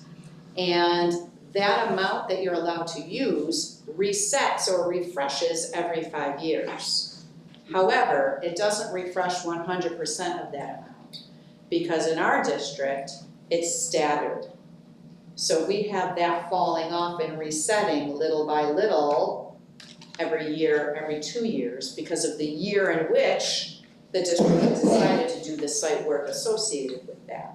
So it's not as simple to say, well, in 5 years, we're gonna have that refreshed at 7 million. So whatever that, and we haven't really dug deep because we didn't want to, not knowing if this is something you want us to consider or not. But when we say it could happen over multiple capital projects, is probably accurate, because that alone would force this into probably a 15-year project, because you're limited on how much site work the state will allow you to do if you're looking to capture the 8 million. You know, for me, I think because of the site work restriction that would be for other projects, as Carrie said, that would mean that we essentially wouldn't do anything else on our whole site. Paving, drainage, along with, you know, the overall amount and the timeline, it doesn't feel to me like that is a viable option. Can I ask a couple questions? At 11,642,000 as a projection. But I'm glad, and I'm glad we got a budget number on this, because there were numbers floating all over the community about, well, we can do it for 3 million, or we can do it, and I think this is intelligent, you know, presentation of facts, basically, within probably a 80 to 90% confidence rate, right? I mean, we didn't There's do a lot of full engineering on this Right. yet. This is budget. And that's difficult, and I think the community, and it's something that I've talked to community members, being a part of the community and assisted with helping people understand, is you cannot go through all of the engineering for a project of this magnitude without spending unaided tax dollars, significant amount of unaided tax dollars to do so. So it's based on concept, that's why there's percentages in there, that's why there's contingencies, Right. design contingencies, et cetera, because you have to cover yourself for those effects, because it's difficult. There isn't a district we work with, and I've worked with over 20 myself, that they take the time to engineer because of that cost impact to a district to do that prior to the go-ahead of a proposition vote, which then allows you to spend aidable money on those resources.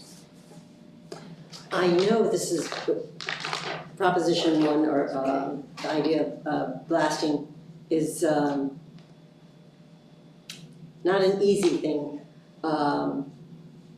However, if we ever did it, we would give a legacy to our community and our school, because we would finally solve the problem of not having our fields adjacent to the school.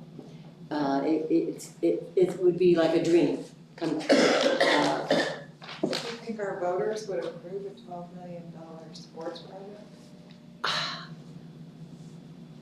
That would be It was community members who brought it to my attention to begin with, and the idea that it would finally solve the problem, you know, and we've been trying to solve the problem for a number of years. I'm not saying it would be an easy thing. I'm not sure the community would support it. Yeah, even if it was a perfect And it would solution. definitely be a 15-year, the people who've talked to me about it, it would be a 15-year, at least three building projects.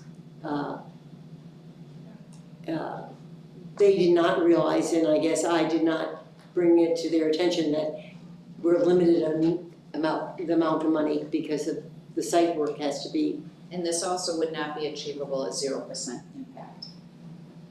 this would require an increase in taxes every year for the next 15 years, separate from our annual expenditure budget. And would a project like this threaten other things that should be in a capital project? Yeah, it's back to what Carrie was saying, then what, Potentially. You wouldn't be able to Depends on how do long site it's work. spread out, I guess. I think in my mind, I was thinking So, it would be more. Do we even know, like, we live in the watershed, or do they have to approve whether we can even do this or not? So we don't, they could say no, sorry, right? They won't say no? Or they, I don't know, do we even know if we're even allowed to do that? Go take the mountain down. It was permitted. But we're allowed to, you think they would allow that? I don't know, I have no idea.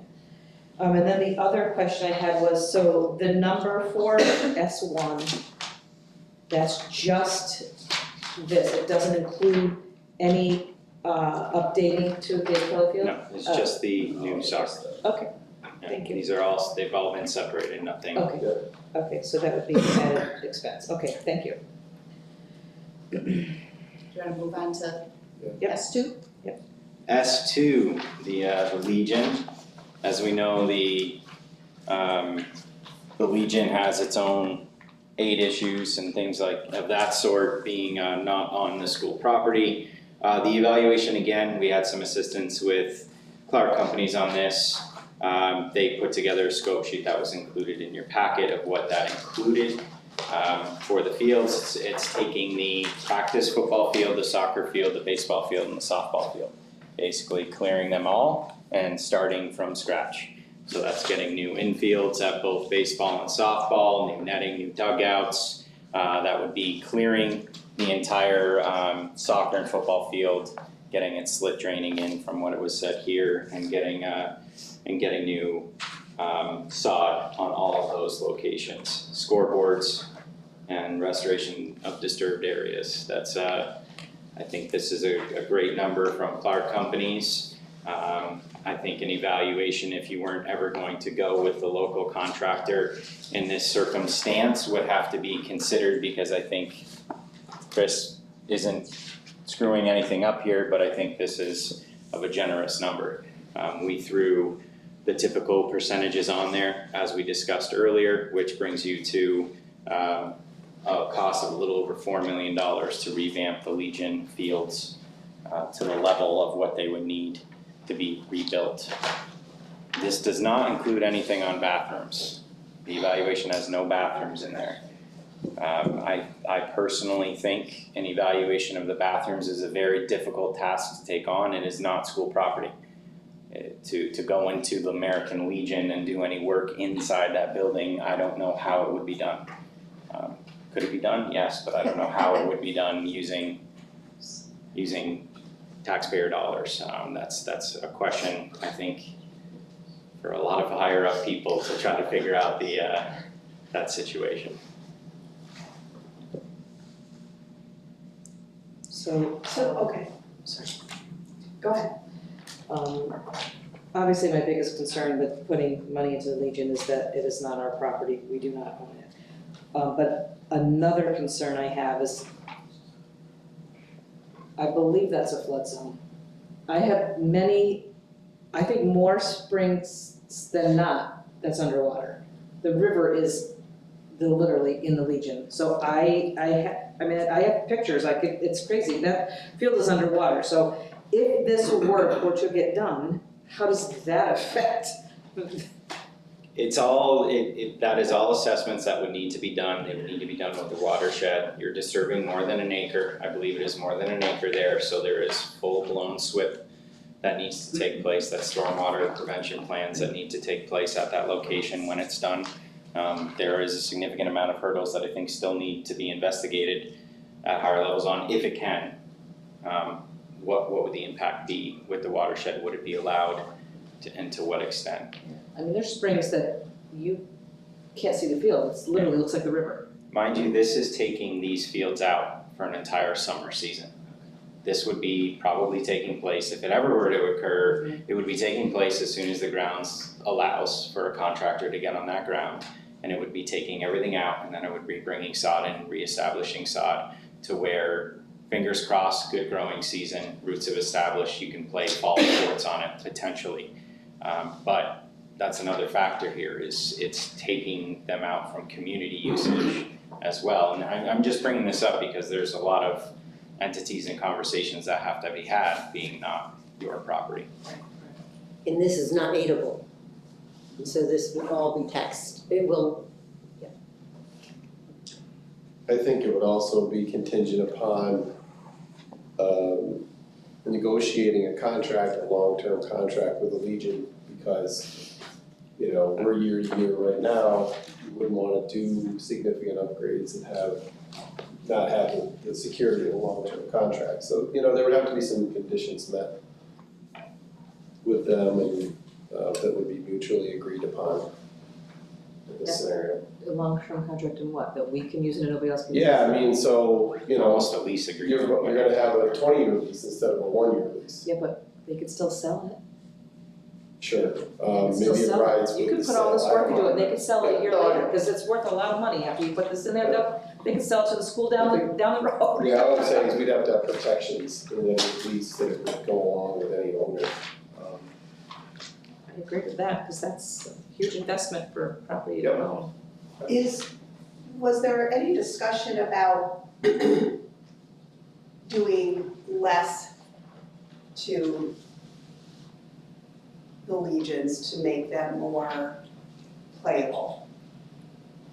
Rather Because than this is redoing pretty the entire in-depth. thing, Say again? rather than redoing the entire thing. Yeah, I was thinking, when you had asked this last time, I thought you were talking about like, you know, just sort of, you know, aerating and doing some other types of beefing up, not digging We everything do up. that every year. So contrary to popular belief, we actually do a lot of maintenance on those fields, including aeration, including, fluffing up, or however you want to refer to that, including regular mowing, preparations for those fields each year, lining of those fields, all of the above. But you can only do that for so long until you get into a situation where it's so compact at this point, in addition to all the trauma that a lot of those fields recently went through with that big soccer tournament that came through. Right. That just doing that alone, there's really nothing less that will bring it to a point that is sustainable, and to bring it up to league level play. We did just invest, last year, about 20 grand on that baseball field. No, it wasn't that much. I wanna say it was, we actually looked at doing baseball, softball, I think it was gonna come out to about. That's what it was for, yeah. No, we actually just did the baselines. And we brought in a ton of dirt, right? And some of them, it was around 7. Okay, 7 or 8. So we do that and then some, but it has just gotten to the point where it's not just so compact but so uneven that it really requires a full tear out at this point. It's very uneven.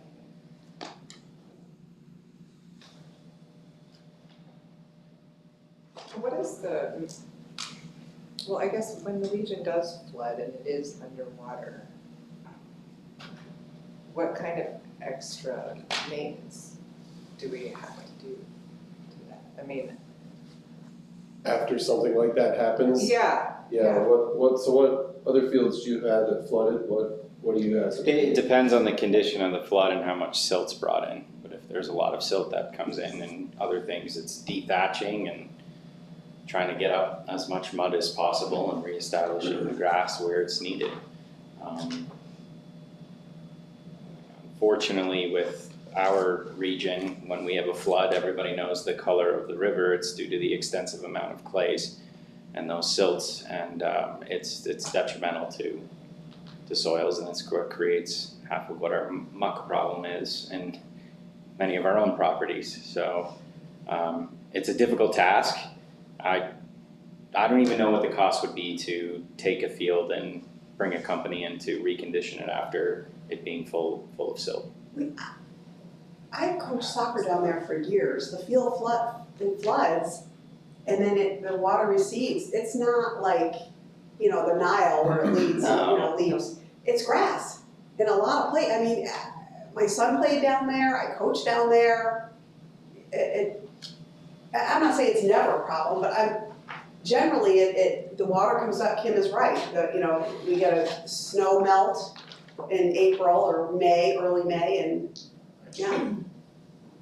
Yeah, and the thing that I've seen with a lot of, this is gonna have to go through the DEP, probably Army Corps, et cetera, for elevations, because you cannot, if you change, say you wanted to bump it up or put a berm in, you can't. It's gonna affect downstream and how everything and all the conditions go. So there's a lot of factors that need to be considered, but I don't have all the answers. I wish I did. Burn is definitely happening. I just don't know I just personally don't think it's fiscally responsible to put money into property we don't own and in a flood zone. I wouldn't put my personal money in a flood zone or in property I don't own. So why would I do that for taxpayers? I think it's odd. I don't think it's fiscally responsible to even put 30 grand down there. I think it's I don't know, I think it's money that we just throw away to something we don't own. I don't disagree with any of that, Kim. What I'm thinking about is whether Dave Kelly Field has turf on it or grass. We still need the Legion. We still need to maintain a baseball field at the very least, and we still need practice areas. And I guess what I'm wondering as a board member is, no matter what we do at the DK field, I think we need to talk about as a board what we're gonna do to those fields down there. And that's why I was wondering, it would be great to do all this stuff, but that's why I thought there was like something less I don't wanna say invasive, but, pull off that, and just that top muck soil or whatever that's all compacted and then put something, I don't know, I'm not an engineer. That's what this is. But he was talking about drainage, and it seemed like a much more in-depth, intense project. I think what he's saying is if you put down, you wanna regrade it so it did drain if you put the money in the new skin on it, as you say. I don't know the terminology yet. Yeah, I think at one point that was graded to be like the soccer field, it was graded that way. I think it's basically getting it back up to what it was at one time. Same with baseball, same with soccer, or softball. Softball, yeah. Because they both need it. So it's kind of like, how many years have we got out of it to get to this point? And it basically needs a redo to get back to a level that is, kind of that minimum, or that average league level, which is, I think, what we told you. Because we will play league softball games there, where we're at today. That's our only place to play league softball, league baseball, and sometimes soccer, depending on what we want to do. And then, of course, that's leaving, all these other Pee-wee games and practices, we use it for that also, but that's not like a league controlled thing necessarily, but there is a lot of discussion about it being so hard. I hear that a lot, that, joints are sore. Yeah. Just because it's so compacted down there. Yeah, that lower down by the river, it is. And the drainage that's called out on here being out, and I can't speak to the exact, but we've done this at other schools. Margaretville's, about approximately 7 or 8 years ago, we did a sand slit system, and that's what's called out. So basically around the perimeter outside of your lines, you would have a perimeter drain, and you have your recrowned field with sand slit drains that go left to right on your field, north to south, whichever way you want to say, and then the water follows the sand to flow to the perimeter drainage. It's not like you're putting a whole huge stone base down with flat drains going across the whole thing. It's not as extensive as that type of drainage system, but it just tries to pull the water away from the perimeter. And it pulls it at a lower level. And Bruce, with his touch of laryngitis, who can't shout, was just clarifying that would be required. The drainage would be required as per DEP. It would be required?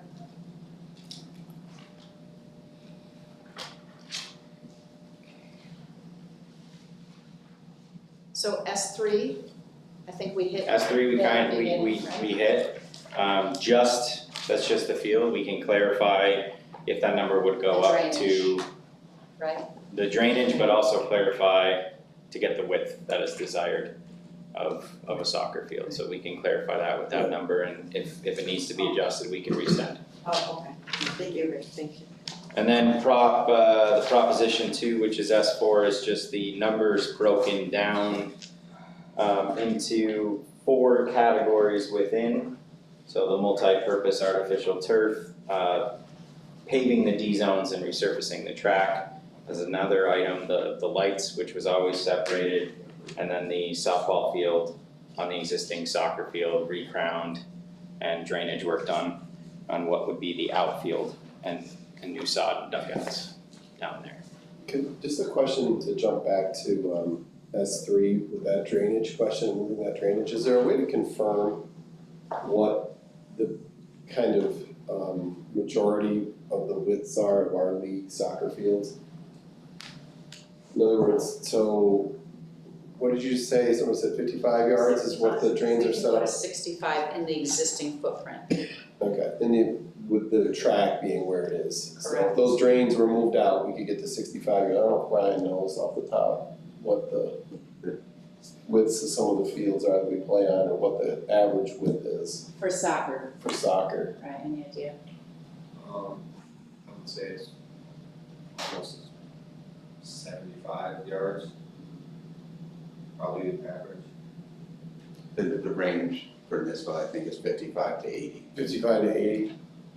I mean, Sydney's probably the max, Baybridge I think is the max, Green is probably, I don't know if Green is the max or not, I doubt Green is the max. Typically, you see schools put them inside it when they rehab fields within a track. You see them have less of a width due to the existing tracks were never built to capacity to be that wide. And I mean, we built one on an existing footprint and we maxed it out as much as possible. I think we may have got close to 70. And your corner kicks are on the track. The ball in the corner is on the playing surface, but you're off, backed up on the track to take that corner in order to make it work. But that was a sacrifice made. As we have right now? What's No, that? because we have it on a 70-foot line. I'm saying on a field that we just recently did, that we maxed out. Because you don't wanna adjust your track too much, because, you know, as of right now, the carrying numbers specifically for Prop 2, your track adjustment was never really significantly changing in footprint. It was being resurfaced and D zones being redone, but the footprint of the track was not changing. But I can find that out. Yeah, that'd be I great, can just to find know that out. where our ranges are. Sure. I think it'd be interesting. Whether, to know the costs it is- associated with accommodate, like redoing the track to a shape that accommodates a proper width soccer field may be helpful too. It's gonna be substantial. And I was gonna ask whether the David Kelly Field is artificial turf or grass. If there's drainage needed for the grass, then there'd be drainage needed for the artificial turf. And irrigation and everything. Artificial turf is a completely different type of system. So the artificial turf field substrate is stone with flat drains that go throughout the entire field. And there's stone put on top of that, and then your artificial turf field goes on top. They actually do a water bucket test where they take a 5-gallon pail, it has to pass a perk limit to, that's one of the conditions of why a lot of schools go to multi-purpose artificial turf fields, is because the water drains almost instantly and allows you to play during wet conditions, rainstorms, and directly after, because there is little to no impact on an artificial turf field due to the extensive drainage. So it's not like a drainage system on a natural turf where you're putting something like these slit drains we're talking to perimeter drainage. There's still perimeter drainage, but it's a much more intrusive drainage system which gets the water out very quickly in comparison. And that's because it's artificial turf and it can perk faster and it goes through stone underneath. But that drainage is in there, Lucy, it's built, In this number. it's part of that price. Oh, yeah. Kelly, I was gonna ask you a question, just, I wanna make sure that I understand this. So, I think in the last meeting you said that the board can put up another proposal, but they have to wait 90 days? So you can put up, you can revisit the exact or similar proposal, twice within 1 year. Right, You I can go remember to that, vote. yeah. If you decide to go a second time, it can't be any less than 90 days post that first vote. So your window is basically post-vote, 3 months to a year is what you have, if you wanna go up again. Or, I mean, after you're outside of that year, you can go up, you know, for a vote again outside of that too, but. If we stay within, I guess what I'm wondering is, what is the process if we make a change? For example, swapping out turf for grass. Do we have to do another seeker? Do we have to do another? It would depend on how many changes there are, certainly. Okay. So I don't know the answer to Okay, that, that's what's. but those are things that we would need to consider, certainly in consultation with bond counsel and, you know, again, with Pell Osborne, regarding the secret details. Okay. Sorry. I don't know if I'm missing it, or maybe it's not in here, is it broken down in here, what's aidable and how much is aidable and how much would have to come, like, from a tax levy, or that's not, information's not in here? Or am I missing it? I don't know. Nope, that's not in there, but, we can get definitive figures for you, but at first blush, S3 and S4, we can still achieve at 0%, new tax impact. S2, which is the Legion, obviously there's no state aid, that would all be tax impact. Over 15 years, so, and it's compounding and it grows each year over 15 years. And then the same thing that we had mentioned with S1. Preliminarily, on S1, if it qualified, the extent for state building aid, and if we expanded that kind of over 15 years with consideration for incidentals. The tax impact on a typical house assessed at $150,000, you're looking at minimally $40 a year every year, an additional $40 a year over 15 years. And that's separate from any other, you know, increase in taxes. At no state aid for the 4 million on Legion, you're looking at approximately $51, $52 a year to the average taxpayer. House assessed around $150,000, again compounding over 15 years. So that's pretty significant. Another way to look at it probably. Go ahead, yeah, Carrie, jump in, please. By tax rate, I mean, Yeah. everyone's a little different. The numbers we ran today are basically 2.4% additional tax for S1, and S2 would be about 3.4%. 3 point what, Carrie? 4. So, you know, Each year. when we're developing Is your that aid budget, for the we tax try to rate? stay around, you know, we've averaged 1.25%. That's gonna jump up to, right, 4.25%. It's not gonna fly. You know, Your which, tax cap wouldn't and allow it. that's where I was gonna go next, yep. And of course, you know, I was gonna make the observation you had made, a comment that it would take 8 hours of use of the field, 365 days to disqualify the warranty. But I was just thinking, well, we have modified and varsity football, we have modified and varsity soccer, girls and boys, that's 6 teams right there. Mr. Farrar had talked about wanting all those people practicing and having games there, and also Pee Wee to open it up to the public. And and tournaments, and I still question even though you say the schools only have never reach the 3,000, they don't have the expectations of the usage that we do, of having all those different teams. They were comparable, and they have more teams and more youth leagues, arguably. He compares to Syracuse City was the exemplar. The other piece is, that's a total of 3,000, was it 3,000 days? Hours, thank you, over 365 days a year. Right. And we're not on there in the winter, so. But we would be putting more than 8 hours on many of those days in seasons. It's not each day though, it's the total year, I think, is that the difference? It's for the year, that's right, that's for the year, it doesn't go per day. Correct. So that's a great segue though, Lucy, if you flip to the other section, in your blue folders.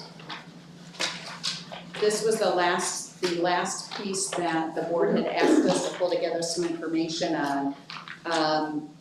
There's a field option cost comparison between natural grass and turf that does break down, and I think this is what Ms. Gashler was asking about a little bit too.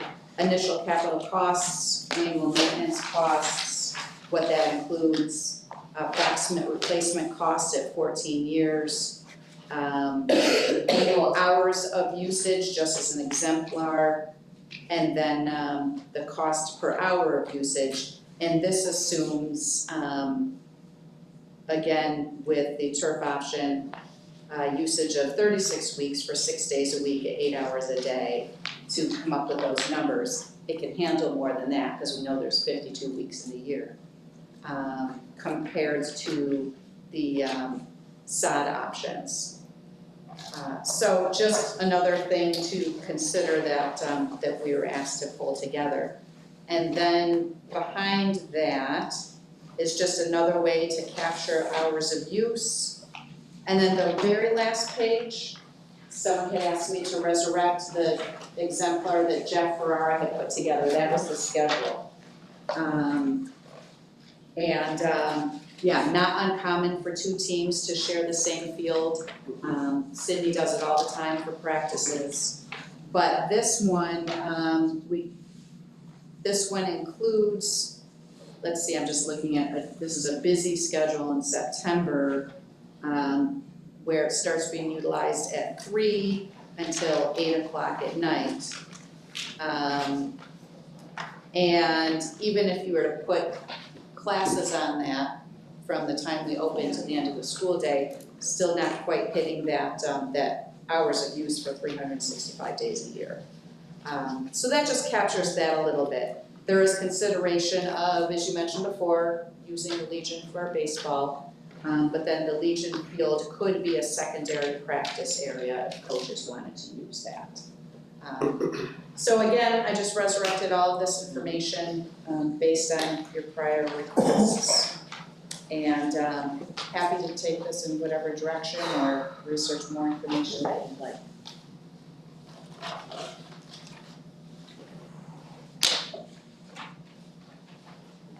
I'm wondering if we could work with Carrie to refine some of those numbers he was just talking about, of really solidifying what the scope is with Clark's on this Legion thing, and seeing maybe there's a way to phase it, or maybe there's a way to bring that number down a little bit if we don't do all of that. And look at, S2 and S3 and really try to get, the next level on how we could finance that in some way, shape, or form, and what that would mean as an impact. Because those are numbers that you kind of threw out there, but yeah, the financial part is really gonna be the next part of this. Well, that, and I think how each option affects future projects. Mm-hmm. And what the limitations are because of that.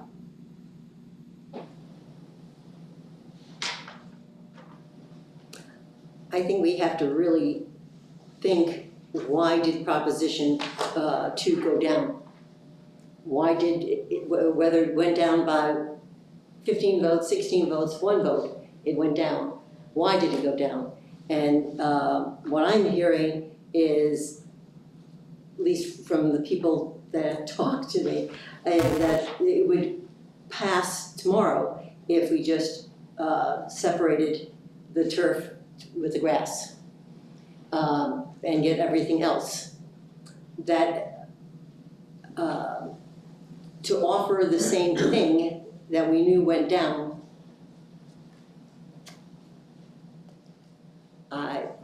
I don't understand why we would do that. I just have, oh, go ahead. It definitely talks about different reasons. I think a big reason is that people don't want it, or maybe the assumption is we're spending all this money in sports and it could be academics. I mean, that. Yeah, well, then we really need to find out why. We really need to. Why did it go down? Because it's not just a term. And it's, that was within a % difference, right? You're the one that broke that down for me. The whole was within 1% difference. Like if 9 more people voted yes instead of no, it would have won. And I think we should really also consider the 164 people that voted against the STEM lab. I know there's always going to be people who are going to vote against our projects. But that's also a concern I have. Anyway. What other reasons? I think also, awareness of all of the options and being, we've kind of refined this again, I think. To me, this is probably the best summarization of what our options are that we've ever seen within 10 pages. Because it has just about everything, the options that have been thrown out there or that have been presented or rumored in the community, they're all kind of here. So I think, there's a bit more focus on what these actually are versus before we had 2 propositions. We're talking about building and STEM lab, which, that's on its way now. So I think we can be even more focused on what this really is that we got here. Excuse me, I was just gonna say, I think Superintendent Zimmerman did an excellent job in informing and being transparent with the public. And even though it was 2 propositions, I think she really went into pretty good detail on both. When it went down, I immediately said to Superintendent Zimmerman, this is not any reflection on what you did or didn't do. You did as best you could, and you did inform everybody and the community. And we basically broke it up into 2 propositions because we wanted to hear what the community was saying, wanted. Well, we may have been very transparent and provided all of the information that we should have and could have, but I feel like our meetings were not really well attended. Our forums were not really well attended. We put the information out there, but I don't know that it was received at the level at which it could have been. I definitely don't think the student voices were received. Because they did a lot of work. You all did a lot of work. And I heard Victoria say in the last meeting that her final comment was, the students just feel like they weren't heard. And then there was that, well, what are they being educated on? But everything. We know there's some kids that weren't for it, 15%. I think we had like 85% students really felt it essential for their sports program. And I don't think that they were heard. I think that we should have talked about that on social media.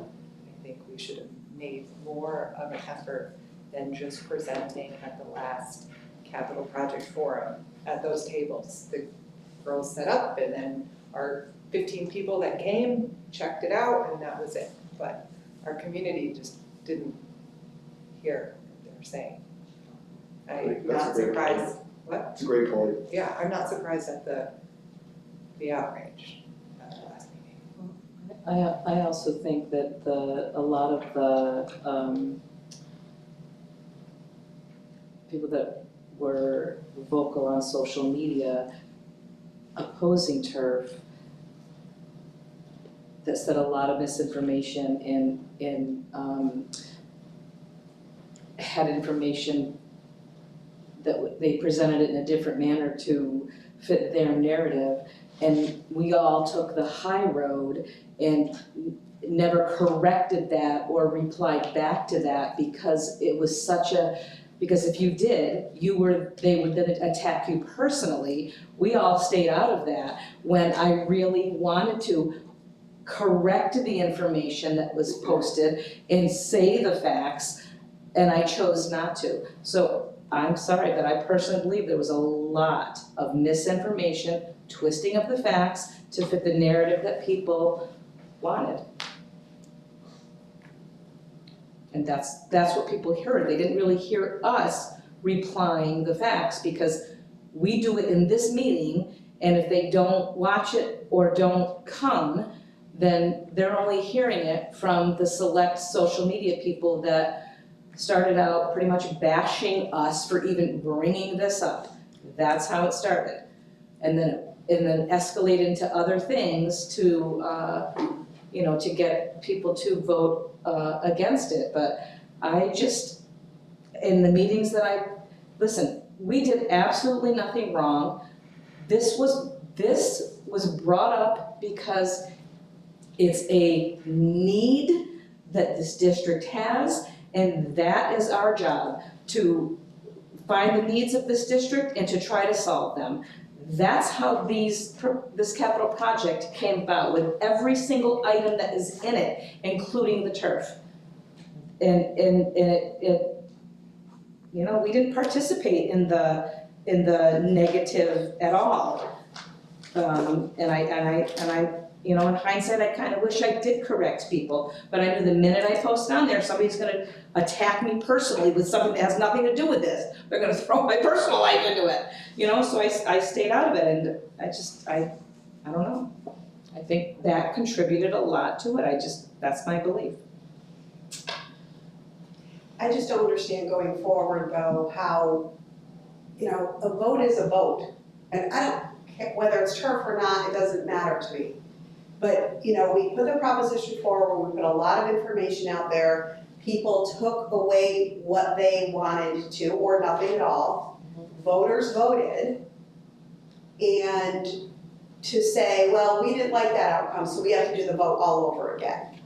So voters, and a vote is a vote. But everybody wants to vote all over again. People who are against her want us to turn it around tomorrow and have the same thing with lights, when that's just one field. So to put lights, which are twice as much as the field, on a grass field doesn't make sense. So yes, we can put out something, but it's not gonna be what the people who don't want turf want, So there's been questions too about, this being a democratic process and with consideration for the people who have spoken and those kind of things. I'm not here to vehemently disagree with that. However, we do function under education law, not under New York state law as it governs, voting procedures. And education law specifically, has caveats, or it's written specifically to allow for procedures that, to move forward so that boards can consider what your current set of needs are. And if those needs have not changed, it allows you to continue to go forth. But that's confusing for a lot of people because it almost flies in the face of logic when you're looking at it from a purely democratic process, and that tends to be the societal expectation. I'm not putting judgment on that, right or wrong, but it's just the set of rules that govern educational projects and processes. And those are the ones under which the board is obligated to make decisions. So just, we're not I breaking guess I'm rules coming by from the doing that. Democratic point of view, But it no. doesn't logically make sense to me. Bro, It really doesn't. just to play devil's advocate for a second, if we hadn't split this into two props and we had one and it failed, would you then say, okay, we're done, or would you say, okay, now let's put it into two and vote No, again? I would say, I would make a change. Well, that's fine. That's what I'm saying. I know. I'm not saying don't put anything Oh, forward. I understand. So I my understand. apologies I if I understand. wasn't clear on I that. understand. I understand. But That's to what I put thought up you the were saying. same I thought you were saying. proposition, Okay, I understand. that's, I can see putting up a I different understand. alternate somewhere. Well, to be honest, I think we shot ourselves in the foot. I mean, we didn't put this out there because we wanted it to fail. We saw the need, and why would anybody spend the time doing, to try to have this need met for it to fail? That was not our goal.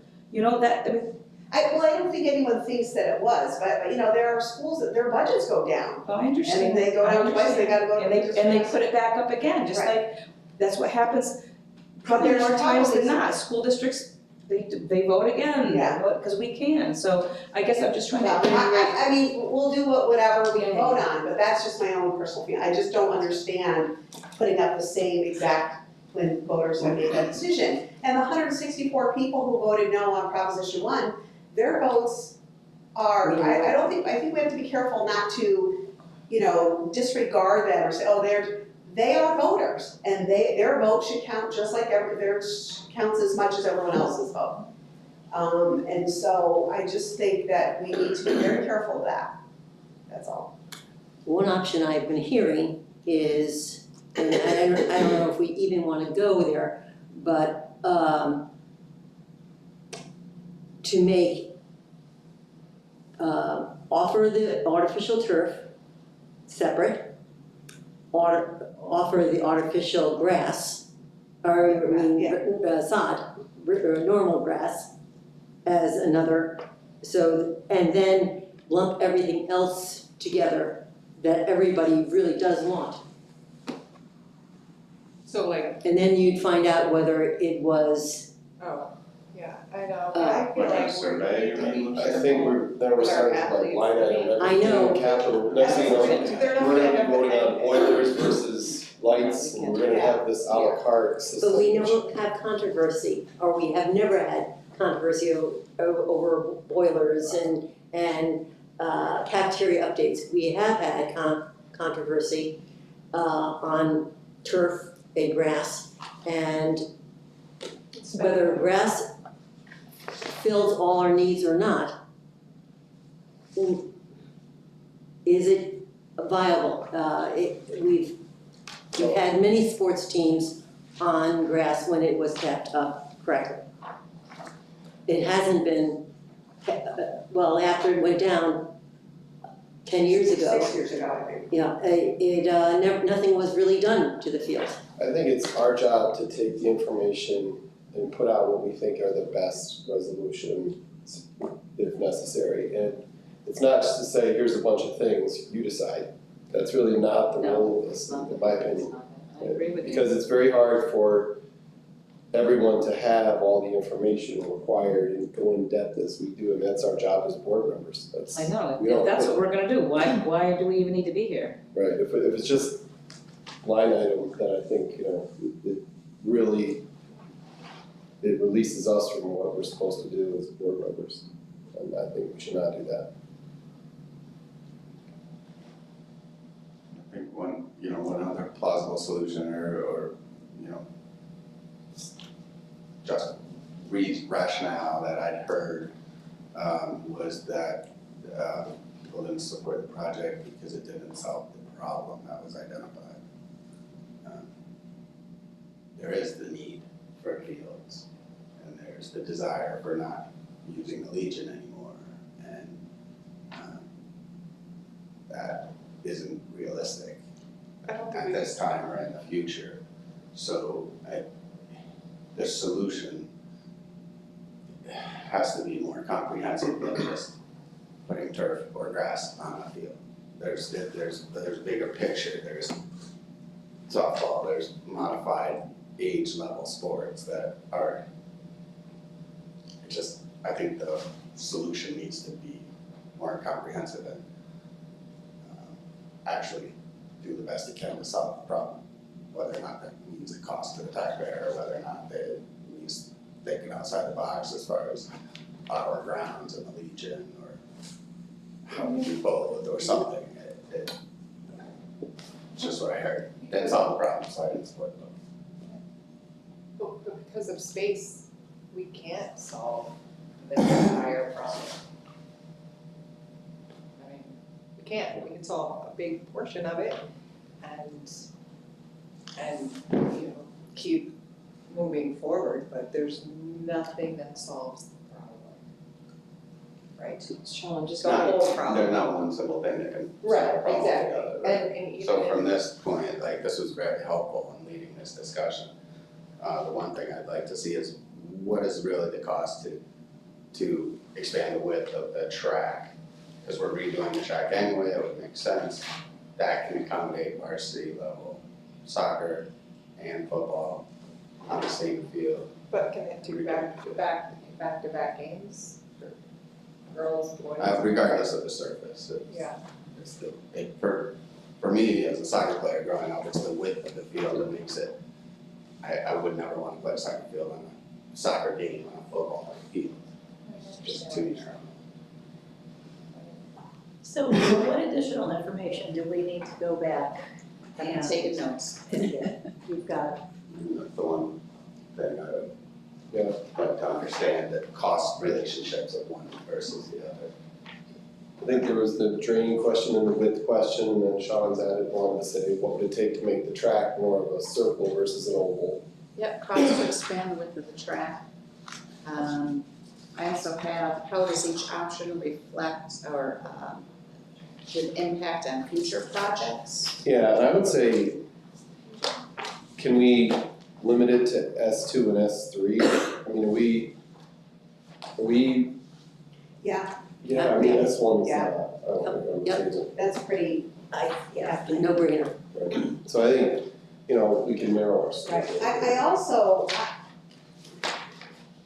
I'm still trying to wrap my head around, that's a huge price tag for the Legion, and I'm not doubting that all of that needs to happen. Although I did see this page that had some stuff that I wasn't foreseeing. I was thinking just fixing fields, but there's other stuff on here too. We were tasked with just putting, and we went to Clark Companies to assist with putting the whole kit and caboodle together. If we want to break it down, I think we need a validated list of what exactly you want over there. Right, yeah, no, We'll go I think around we should do that. and around. Yeah. I think we should, let's do that, I mean, that's fair. Yeah, We I need to think give it's a lot of great, everything, direction on please that. Like don't, if you don't want Yeah. scoreboards, you don't want Right, dugouts, that's what I was those kind of looking things, at. if you wanna pluck them out, we can break that down, but to bring them to a standard playable K through 12 athletic natural gas complex, that's the price you have right there. That would be good. If they're gonna play softball and baseball, you need dugouts. You can't not have dugouts. That's what I mean, you have what's in place, you could reskin the fields and do things and use what's there, it's just, I'm saying I would go through the list and see what your pluses and minuses are, what would you like? We could be prepared to go through that list and kind of explain the rationale or not for each one of those, and if it, was back to the dugouts, want to try to use what we have right, or not, and if that was to be removed, And I would encourage some significant investigation into what you can and cannot do at that Legion field with this list, with legally leasing, et cetera. I mean, you talk scoreboards, you talk things like that, where are you getting power from? How right. does the power bill get paid? Yeah, Who controls the scoreboard? How much extra Just, Yeah. those are, I'm just saying, those are factors to not put out to the voters to have as options that quantifiably can't occur. That's. right. But we have to examine that with the lease, So, determine what protections could we give on lease? What's legally available to us to protect an investment in a rental property that would be a long-term thing? You know, could we sign a 20-year lease? I don't know. You have the factors So of the basically, we're agents. still going to be talking about 2, 3, and 4. We're really throwing out just one. Yeah. Yeah, that makes sense. Yeah, I think so. I don't know if it's possible, but maybe we have a column just so we know, like the tax implication? I think that's what we have to do with Carrie and get those Yeah, numbers. so just so I have it all on, like I have it all, so that, and then maybe, I don't know if this is something that voters could see, that, I don't know, or just at some point they have to know, this is gonna increase 2.4% above what your regular budget tax levy I think is. so, I think that's what we have to come back next meeting. Okay, thank So you. that's the information that we need to share with the board, right? Because you're the ones that are going to be putting it before Yeah, it's gonna be budget. the taxpayers. Sure. But correct me if I'm wrong, it kind of goes back to the point that I made before. Whether it's grass or turf on the Dave Kelly field, we need to do something to the Legion, or not, I guess, maybe we don't have to do anything to the Legion field. But there's gonna be a percent, there's gonna be a tax implication there. Yeah. I guess where I'm coming from is, how can we make that, bring the fields up as much as we can with the least amount of tax implication. That's, I think, what we have to do Yeah. for the next meeting. And that's no different than what we do every year. Right, yeah, I'm not- I mean, yeah, every year we budget to, upkeep some of those fields at the Legion, particularly revitalizing them right before season play.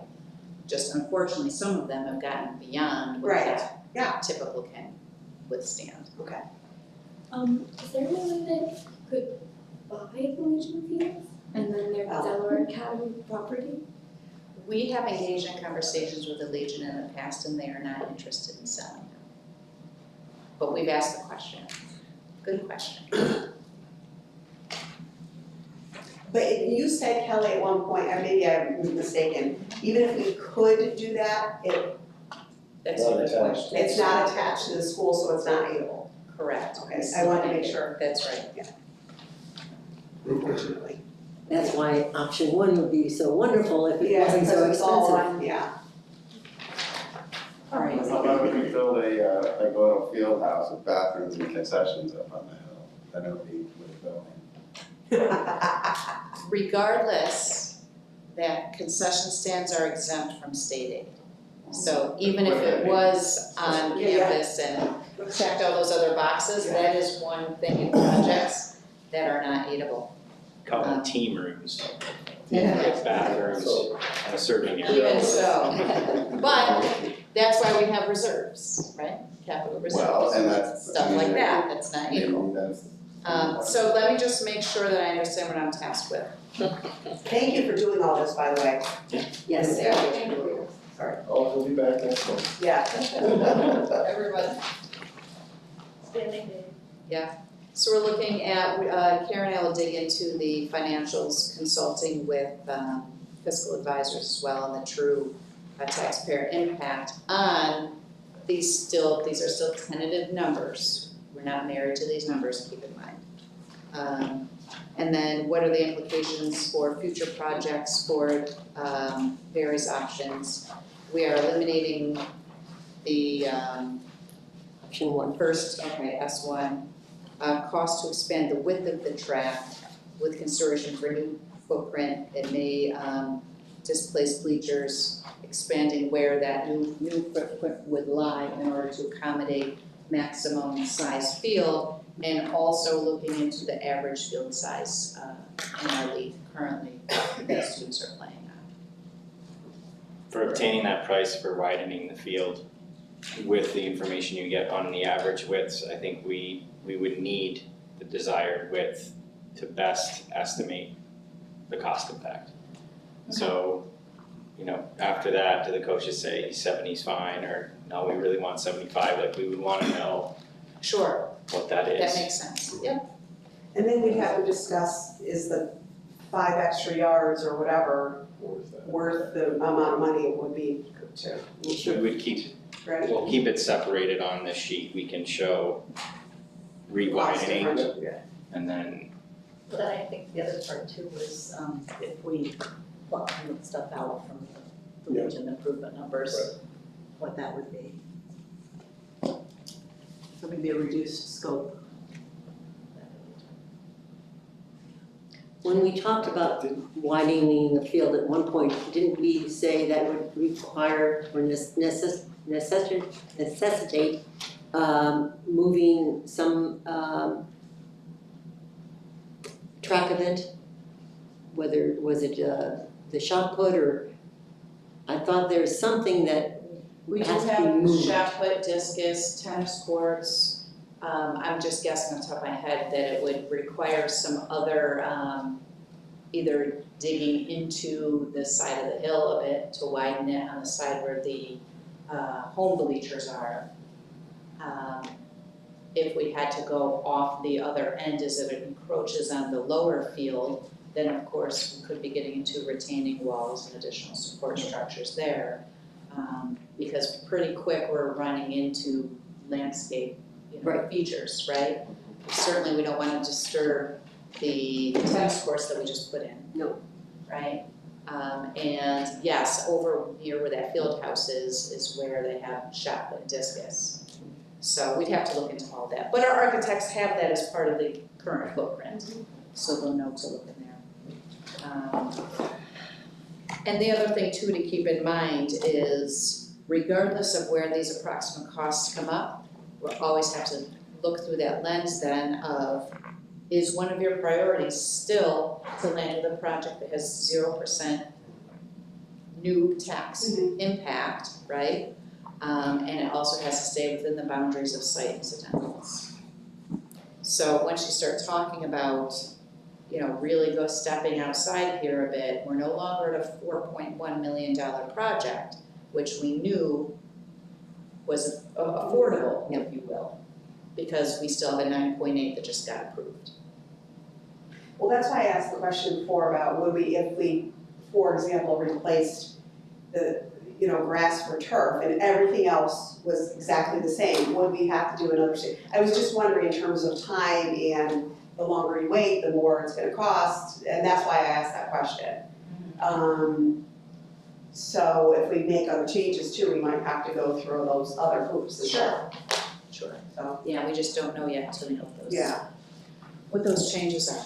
And then, of course, the question of, is it still maximizing our needs? I just wanna maybe hear from each board member. I just wanna make sure, I guess I need reassurance on for myself, that every single person is on board with eliminating S1. And that you know the reasons why, so when we talk about it in the community, your community members say, why aren't we doing that? We are all on board. Thank you. Yeah, and I think just for people that are listening, S1 again is putting the field on the top of the hill. Right. Behind the middle school. And it does not look at all feasible to me.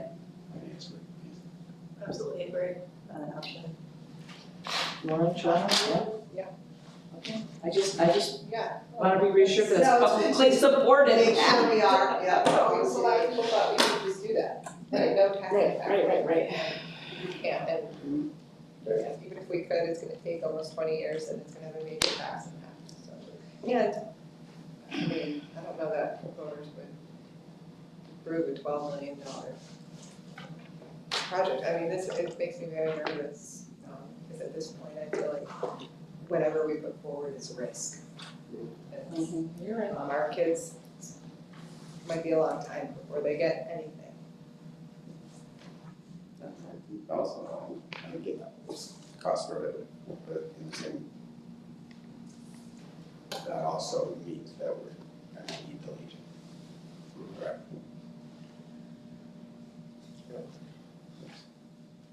We ready for new business? Motion, please, to approve a request to surplus a couple of mowers, a mower and a bush hog, good condition but no longer needed. So, yeah, I think you have a second? Second.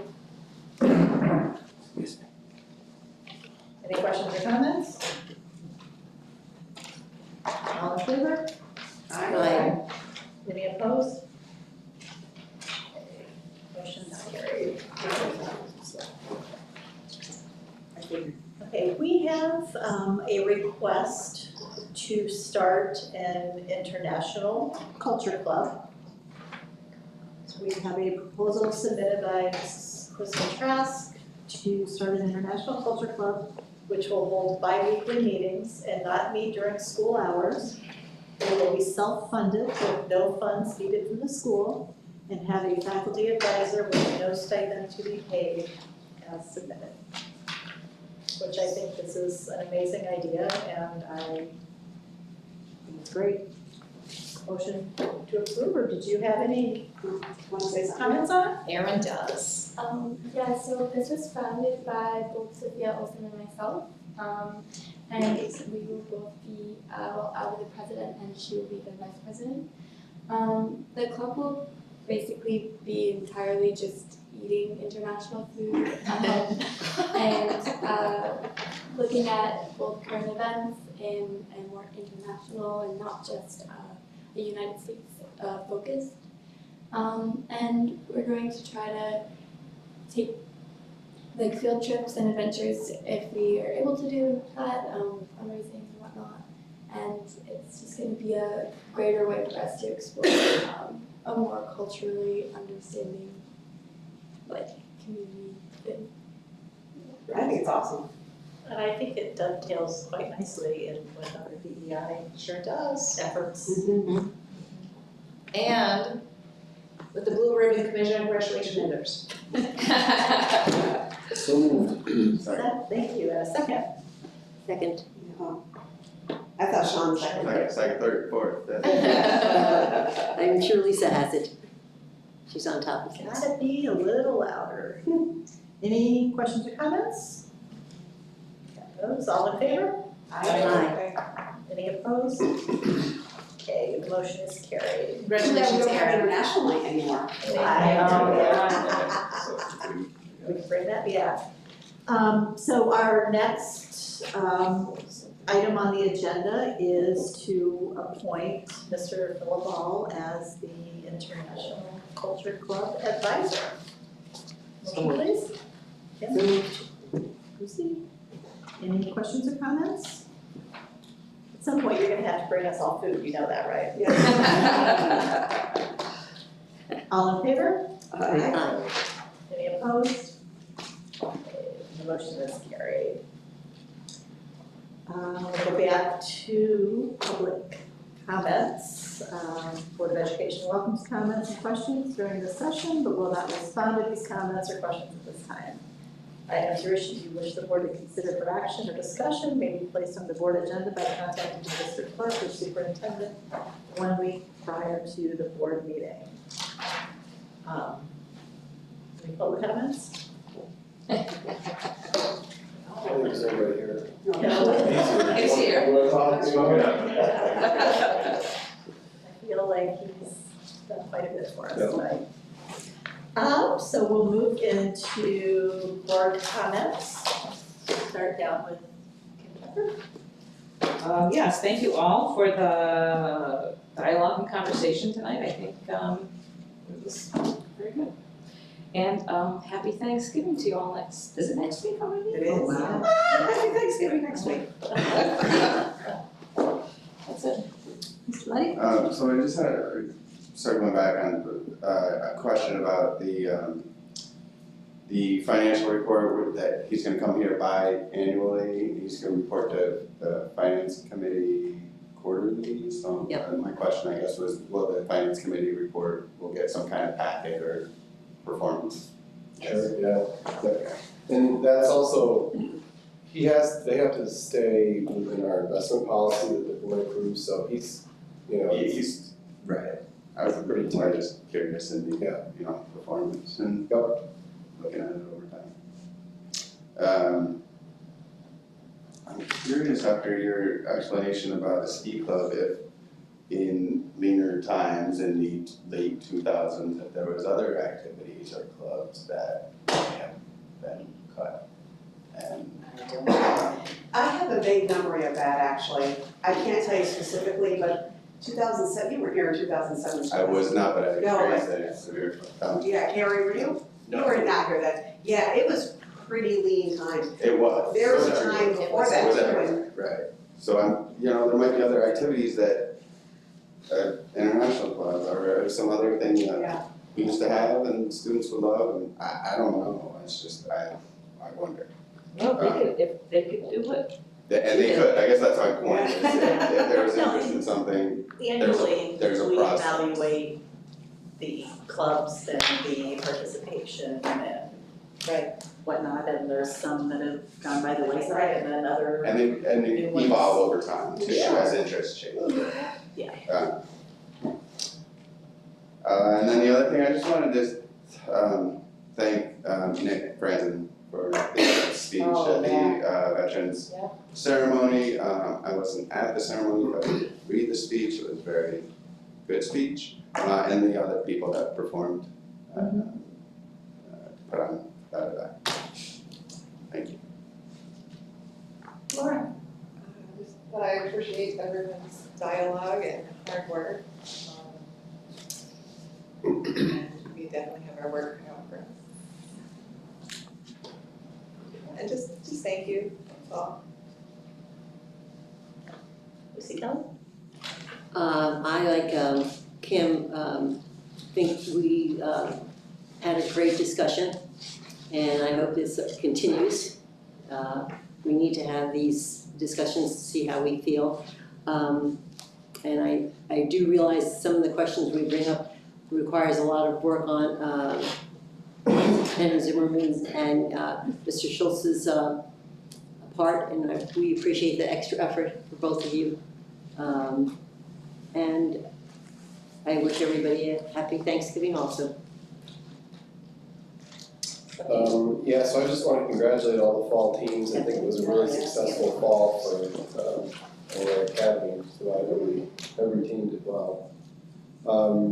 And I want to say thanks. I'm proud of this district for the continued commitment to the Veterans Day ceremony. I think it made a lot of difference. I've heard lots of positive feedback on the structure of the day and the format and the student performances and Nick's speech, and I think that's what a success story. So good job. I've seen other programs that have been done in other facilities, and ours really does look like it's top notch. I think I need to be excused because my brain is very full right now. That financial report alone it's so many numbers, I don't know how you guys do it. Thank you very much, Kelly and Carrie and Jared, for helping me to understand this process of the whole building or the capital project and where we go from here and all those. It's all very, very helpful because I was not part of the process initially. So forgive me if I ask a lot of questions because I'm just trying to catch up. And happy Thanksgiving. Erin? I think that anything that you guys decide going forward with the capital project and the second proposition will be beneficial to the students, and I hope that they will be understanding of that and that you keep their voices and opinions in your mind. And I think that otherwise, thanks for approving my little club. And also happy Thanksgiving. Thanks.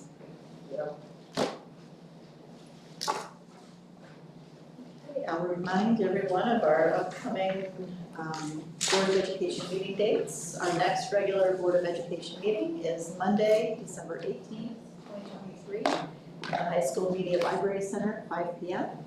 It is anticipated the board will convene an executive session at 5 and return to open session at 6. The deadline for items to be placed on the board agenda is the Tuesday prior to each Board of Education meeting.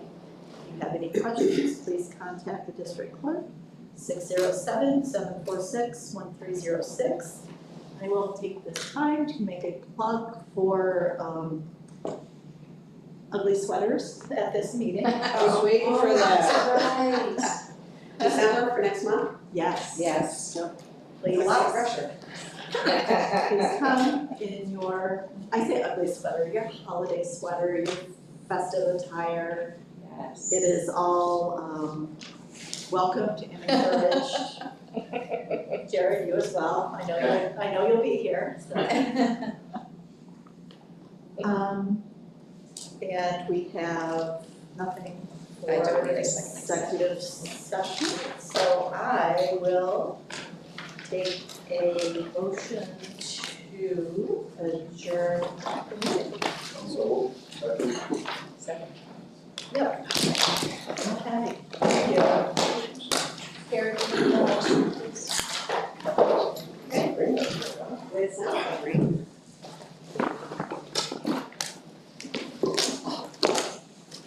Too old to sit that long. It is, Brian. I don't know if I should do this.